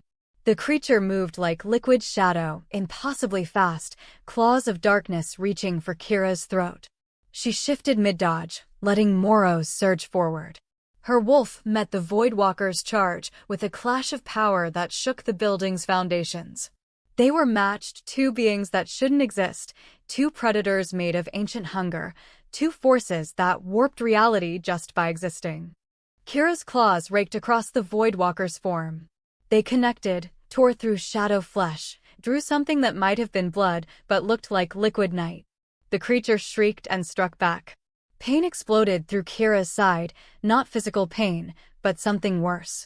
Something that made her feel hollow. Like the Voidwalker was draining her just by touching. It's feeding.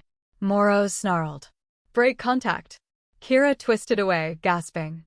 The wound in her side wasn't bleeding, it was just empty. Like a piece of her had been erased. The Voidwalker laughed again, licking something dark from its claws. Delicious. Old spirit mixed with young wolf. Despair and rage and desperate purpose all tangled together. It stalked toward her. I could feed on you for weeks. Savor every layer of trauma you've experienced. Every pain, every broken dream, every moment of worthlessness. It knew. Somehow, by tasting her essence, it knew everything she'd been through. That's the difference between us, Kira said, standing despite the hollow pain. You feed on despair. I survived it. You think my trauma makes me weak. It made me stronger. She called on Moros fully, letting the spirit wolf's form overlay hers, becoming something between wolf and woman and ancient power. Moros, I need everything. All of it. Don't hold back. This could kill us, the spirit wolf warned. Only if we lose. The transformation was agonizing. Liberating. Terrifying.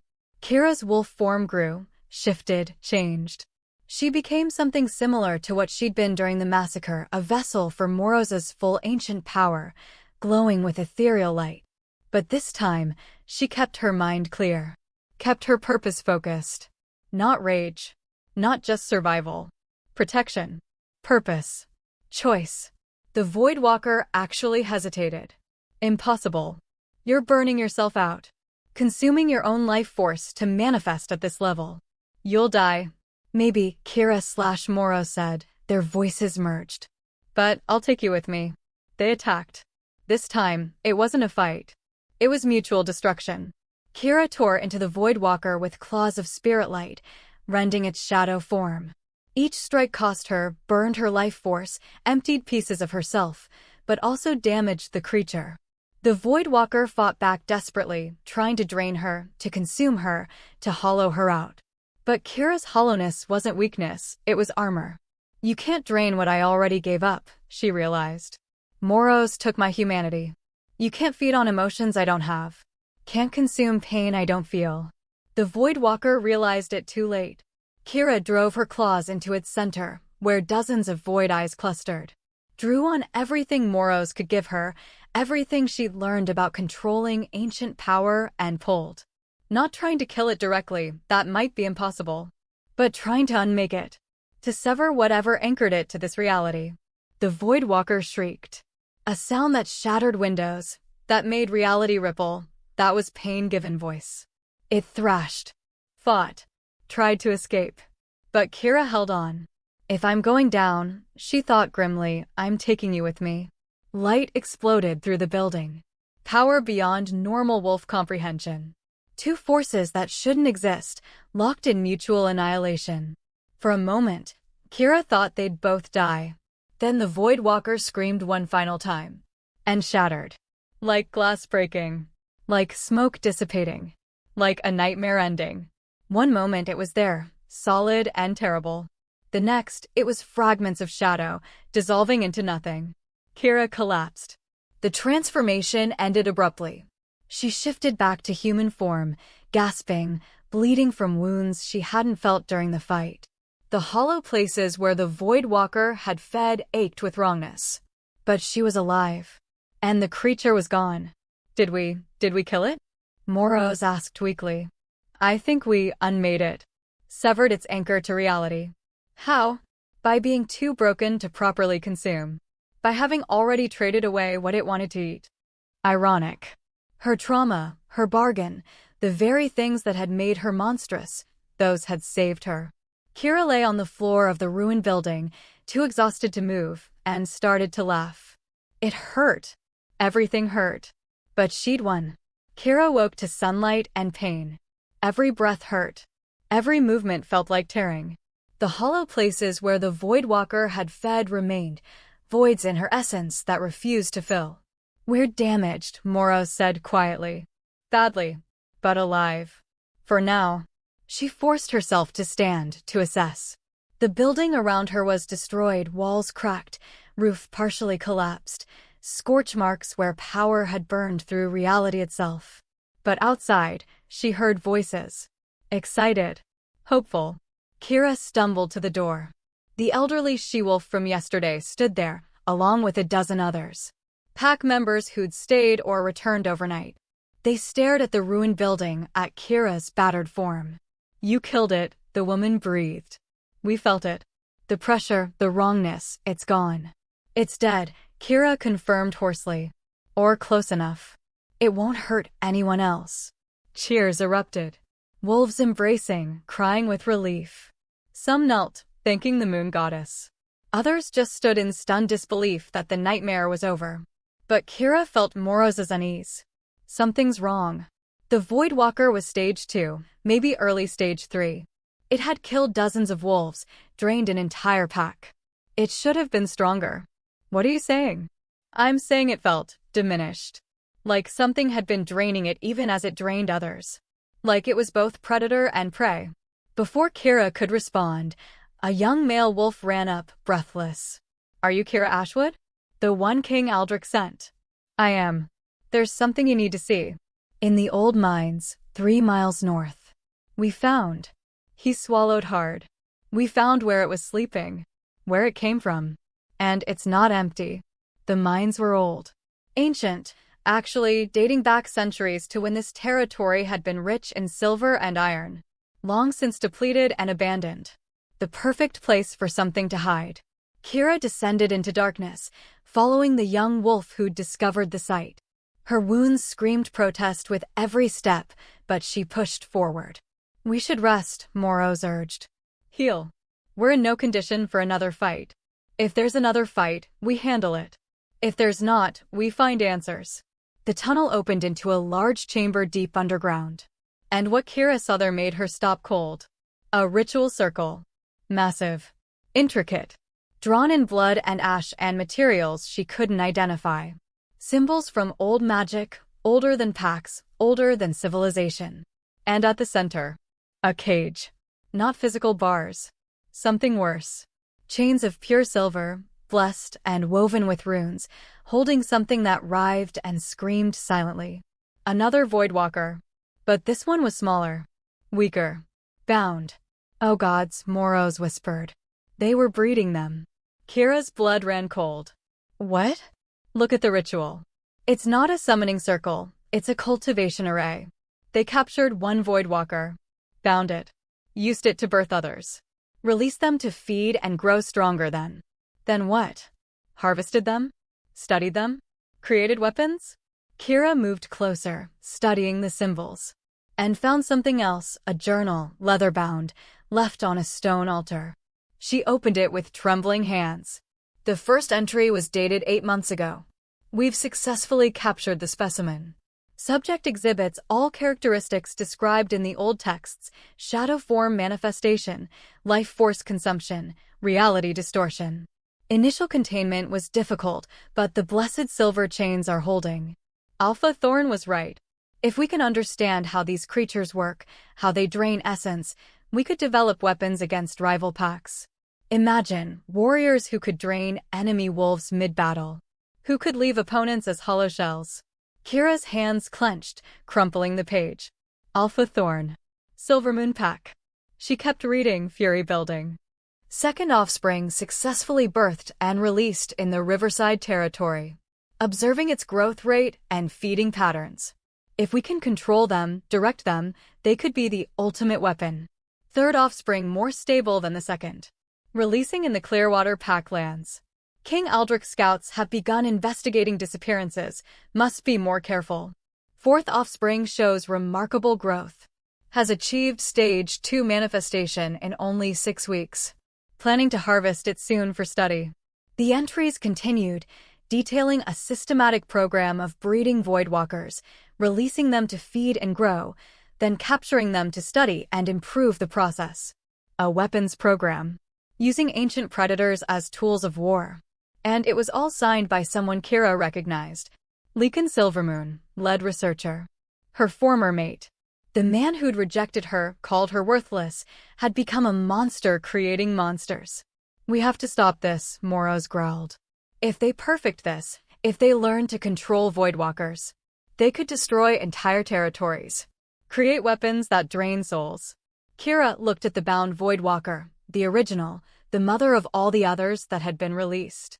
It was smaller than the one she'd fought, weaker from being drained repeatedly to birth offspring. But it was still alive.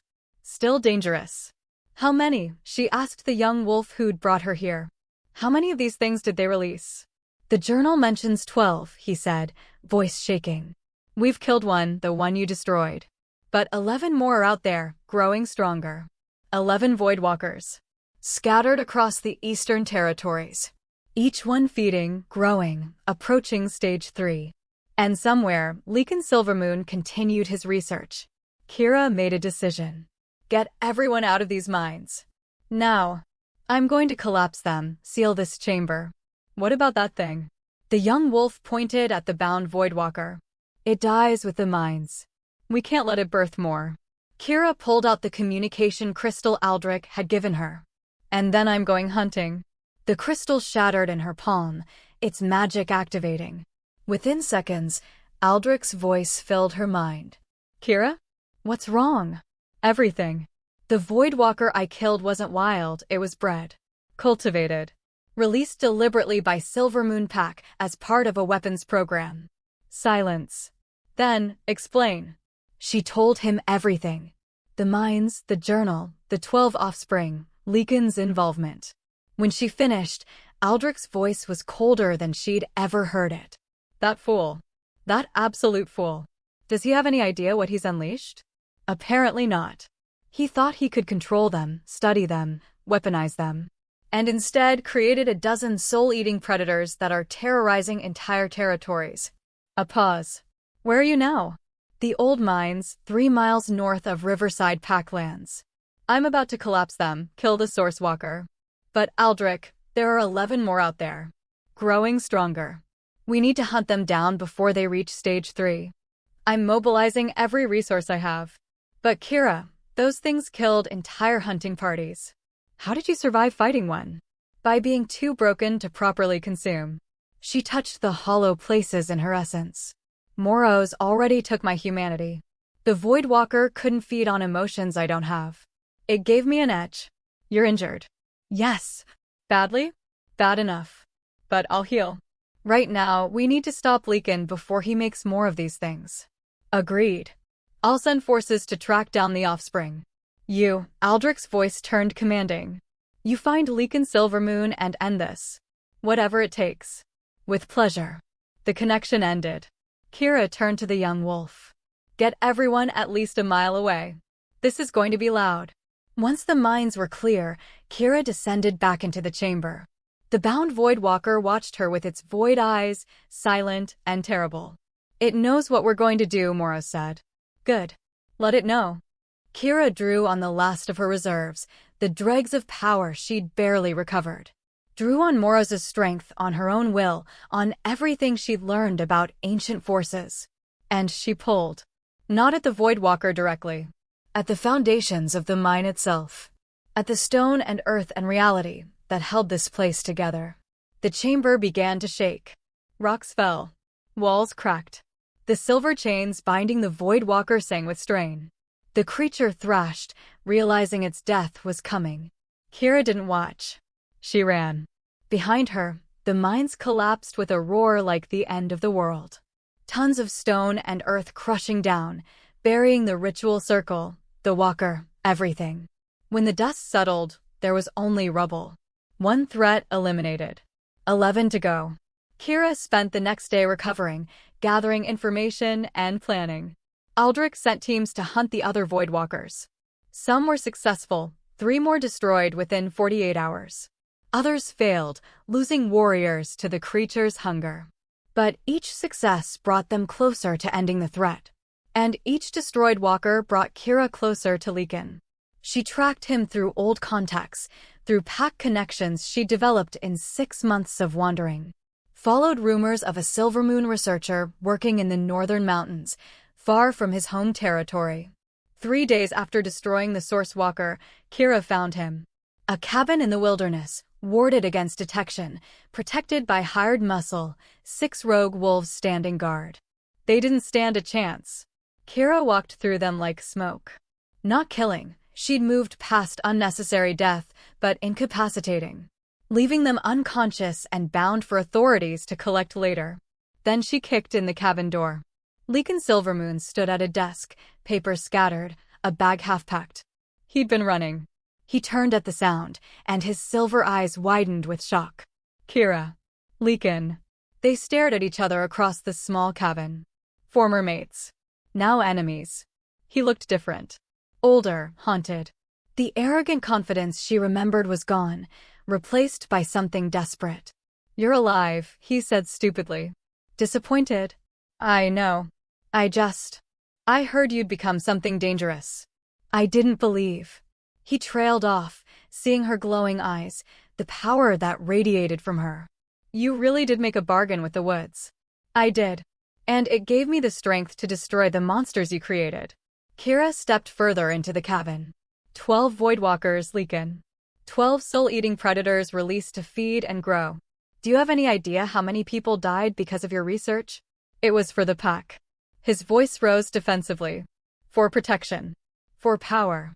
You don't understand. I understand that you became exactly what your father was. A wolf who hurts others and calls it necessary. That struck home. Leekin flinched. I'm not like him. You're worse. He just tortured people directly. You created weapons of mass destruction and set them loose. Kira's hands clenched. Those things don't just kill, Leekin. They erase people. Leave them hollow. They take everything someone is and consume it. How many souls have been destroyed because you wanted power? I didn't know they'd be this dangerous. The texts said they could be controlled. The texts were written by people who never successfully controlled them. They're predators, Leekin. They can't be tamed or directed. They only hunger and consume. He slumped into a chair, looking defeated. I know. I realized too late. After the 4th one went rogue, killed an entire pack despite the control runes. I knew I'd made a mistake. That's why I've been trying to. To what? Cover it up? Run away? Let others clean up your mess. To fix it. He looked up, eyes desperate. I've been trying to develop a way to kill them. A ritual that would unmake them all at once. It's almost complete, I just need. It's done. Kira's voice was cold. King Aldric's forces have been hunting your creations. 8 are dead. 3 remain. And when those are gone, the only question is what happens to you. Leekin went pale. What? What do you mean? You committed crimes against multiple packs. Created weapons that killed innocents. Practiced forbidden magic. Kira moved closer, looming over him.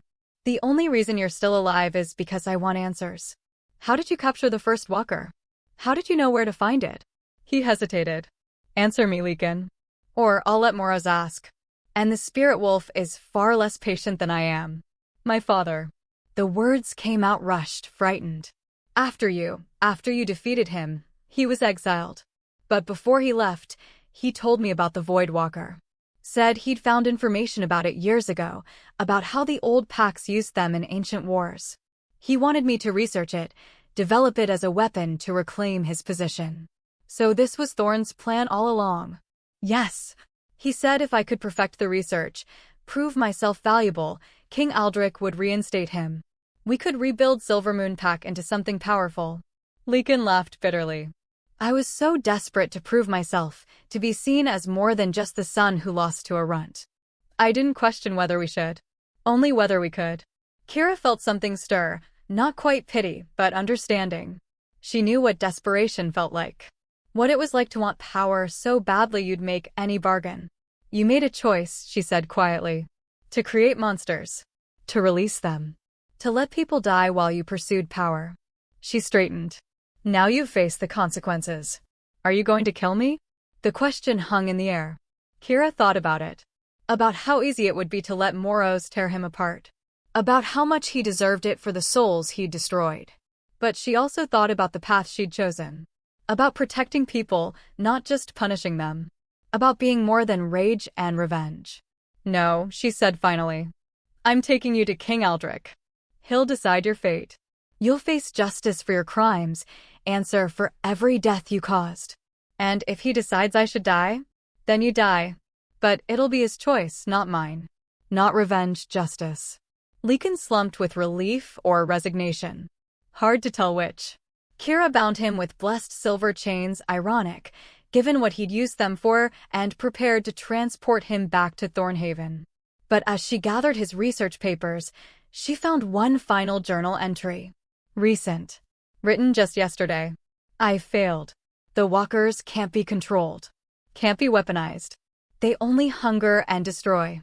If I could go back, if I could undo what I've done. But I can't. I can only hope that someone stronger, someone better, can stop what I started. Can clean up my mistakes. If you're reading this, whoever you are, I'm sorry. For all of it. Kira stared at the words for a long moment. Then she carefully packed the journal with the rest of the evidence. Sorry wasn't enough. Sorry didn't bring back the dead. But it was a start toward accountability. The journey back to Thornhaven took 5 days. Along the way, messengers brought news. 2 more Voidwalkers destroyed. Only one remained, the strongest, approaching stage 3. Aldric was personally leading the hunt for it. When Kira arrived at Thornhaven, dragging Leekin in chains, the castle was in organized chaos. Warriors preparing for battle, shamans reinforcing protective wards, healers treating the wounded from previous walker fights. Marcus met her at the gates, his expression grim. The king is in the field. The last walker manifested near the Clearwater Pack lands. He swallowed hard. It's big, Kira. Stronger than anything we've faced. It's already killed 15 warriors. Take me there. You're injured. You should rest. I've fought these things. I know their weaknesses. Take me there now. Marcus studied her face, saw the determination, and nodded. Leave the prisoner with the guards. They'll hold him. Kira handed off Leekin, who looked relieved to be in custody rather than facing more of her judgment, and followed Marcus to horses already prepared. They rode hard, reaching the Clearwater Pack territory by nightfall. And Kira saw immediately why they were afraid. The Voidwalker was massive. Fully stage 3. It stood 10 feet tall, a nightmare given form, with hundreds of void eyes scattered across its body and mouths that opened in reality-warping screams. It was fighting Aldric's entire force, 50 warriors, including the Alpha King himself, and winning. Bodies littered the ground. Not dead, but hollow. Drained husks that had once been wolves. And in the center, glowing with ancient power, Aldric fought. He was magnificent. 300 years of skill and power on full display. His wolf form was massive, silver gold, radiating alpha authority. But even he was struggling. The Voidwalker was too strong. Too fast. Too hungry. It had fed on dozens of souls. Grown beyond anything that should exist. We have to help him, Moros said urgently. We're already damaged. If we burn what's left of our life force, then we burn it. What good is power if we don't use it to protect people? Kira smiled despite the fear. That was the answer, wasn't it? What good was power if unused? What good was surviving if you let others die? She'd spent 23 years powerless, watching others hurt people and doing nothing because she couldn't. Now she could. And she would. Moros, she said quietly. One more time. Everything we have. Either we win or we die trying. Agreed. Kira shifted, calling on every scrap of power she and Moros could summon. The transformation was agonizing, her damaged essence screaming in protest. But she pushed through. Became, one final time, a vessel for ancient power. Then she charged. The Void Walker turned, sensing new prey. Its hundreds of eyes fixed on her, and it smiled with too many mouths. You again? You should have stayed away. I've grown so much stronger. Kira didn't let it finish. She hit it like a meteor, claws extended, Moros's full power behind every strike. Not trying to fight it directly, she learned that lesson. Instead, she became a distraction. Aldric, she roared. The core. Strike its center while I hold it. The Alpha King understood immediately. While Kira tore into the Void Walker from one side, keeping its attention, Aldric attacked from the other. His claws found the creature's center, where the most eyes clustered, where its essence concentrated. And he tore. The Void Walker shrieked. Reality rippled. Power exploded outward. But Kira held on. Even as the creature tried to drain her, tried to hollow her out, she gripped tight and pulled. Just like before. Severing its anchor to reality. Unmaking it. This time, with Aldric's help. The walker thrashed. Fought. Tried desperately to escape. But two ancient powers, one a spirit wolf, one a king who'd lived 3 centuries, were too much. With a final, reality-breaking scream, the Void Walker shattered. And Kira collapsed. The last thing she saw before darkness claimed her was Aldric's concerned face, blood-spattered and exhausted, leaning over her. You did it, he said. All of them. All the walkers are gone. Then nothing. Kira woke 3 days later. She was in Aldric's private chambers, the same room where this had all started 6 months ago. But this time, she was there as a guest, not a prisoner. Cashin sat beside her bed, reading. He looked up when she stirred, relief flooding his scarred face. Welcome back. You scared us. How bad? Kira's voice came out hoarse. Very. You burned through most of your life force fighting that last walker. The healers said. He paused. They said you should have died. That no one survives that kind of damage. But I didn't. No.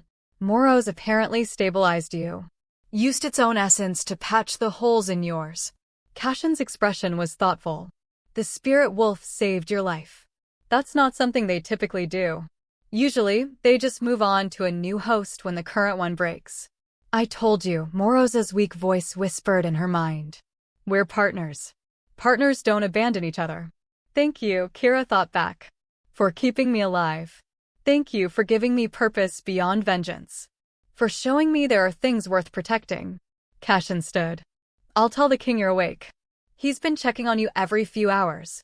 He left, and Kira lay there, taking inventory. The hollow places remained scars from the Void Walker's feeding. They'd never fully heal. She'd carry them forever, voids in her essence where humanity used to be. But she was alive. And that counted for something. Aldric entered minutes later, looking more exhausted than she'd ever seen him. But he smiled when he saw her awake. You're making a habit of nearly dying in my service. You're making a habit of asking me to do impossible things. He laughed, settling into the chair beside her bed. Fair. But you succeeded. All 12 walkers are destroyed. Leakin is in custody, awaiting trial. His research has been burned. The threat is ended. What will happen to him? Trial before the Council of Alphas. He'll answer for his crimes. Likely exile at minimum, possibly execution. Aldric's expression was grim. What he did, there's no coming back from that. And Thorn? He was part of this. Already dead. Found in the wilderness a week ago. Looks like he was attacked by rogues. Or maybe just couldn't survive exile. Aldric shrugged. Either way, justice was served. They sat in comfortable silence for a moment. Then Aldric asked, What now? You're always welcome here. As my second, as an advisor, as whatever you want to be. Kira thought about it. About the last 6 months. About what she'd learned, who she'd become. I want to keep doing what I've been doing. Wandering. Helping people. Protecting those who can't protect themselves. She met his eyes. But maybe check in more often. Stay connected. You're the closest thing to Pack I have now. Then you'll always have a place here. He stood, clasped her shoulder gently. And if you ever need help, send word. I'll come. Same to you. If you have impossible jobs that require someone too broken to be properly killed by soul eaters, I'm your wolf. They both smiled. 3 months later, Kira stood on a hilltop overlooking a small village, another place she'd just helped, another group of wolves she'd protected from a threat they couldn't handle alone. She was still damaged, still carried voids in her essence, still felt emotions as distant echoes rather than vibrant experiences. But she'd found something in the damage. Purpose. Direction. A reason to keep going that was hers, not given by trauma or revenge. What do you think? She asked Moros. Are we heroes now? Villains? Something in between? Does it matter? Not really. As long as we're choosing our path instead of having it chosen for us. The spirit wolf was quiet for a moment. Then I never thanked you. For what? For showing me that there's more to existence than being a tool for vengeance. For giving me purpose beyond the endless cycle of bargains and abandonments. Moros's presence felt warm, content. For 3,000 years, I waited in the Whispering Woods, giving power and taking humanity. Never growing. Never changing. Just existing. And now? Now I'm part of something that matters. Something that helps instead of just destroys. Something that grows. Kira smiled. We're both still figuring this out, aren't we? Yes, but we're figuring it out together. She turned from the hilltop, heading toward the next town, the next challenge, the next opportunity to be something other than what she'd been made. Behind her, wolves whispered about the wandering Luna, the woman with star eyes who protected the helpless and punished the cruel, who appeared when needed and vanished like smoke. Ahead, the world stretched endless and full of possibility. And for the first time in her life, Kira Ashwood was exactly who she chose to be. Not the broken runt. Not just a weapon. Not even just a survivor. But something more. Something purposeful. Something free. And that, finally, was enough. Kira's journey, from worthless runt, rejected, exiled, desperate bargainer, vengeful weapon wandering protector to purposeful guardian. Trauma doesn't define you, your choices do. Power without purpose is just destruction. Healing isn't always possible, but growth always is. Sometimes being broken makes you stronger in unexpected ways. Found family and chosen purpose matter more than blood and fate. Thank you for following this story. Make sure you subscribe to Emmy Romance Collections for more beautiful werewolf story.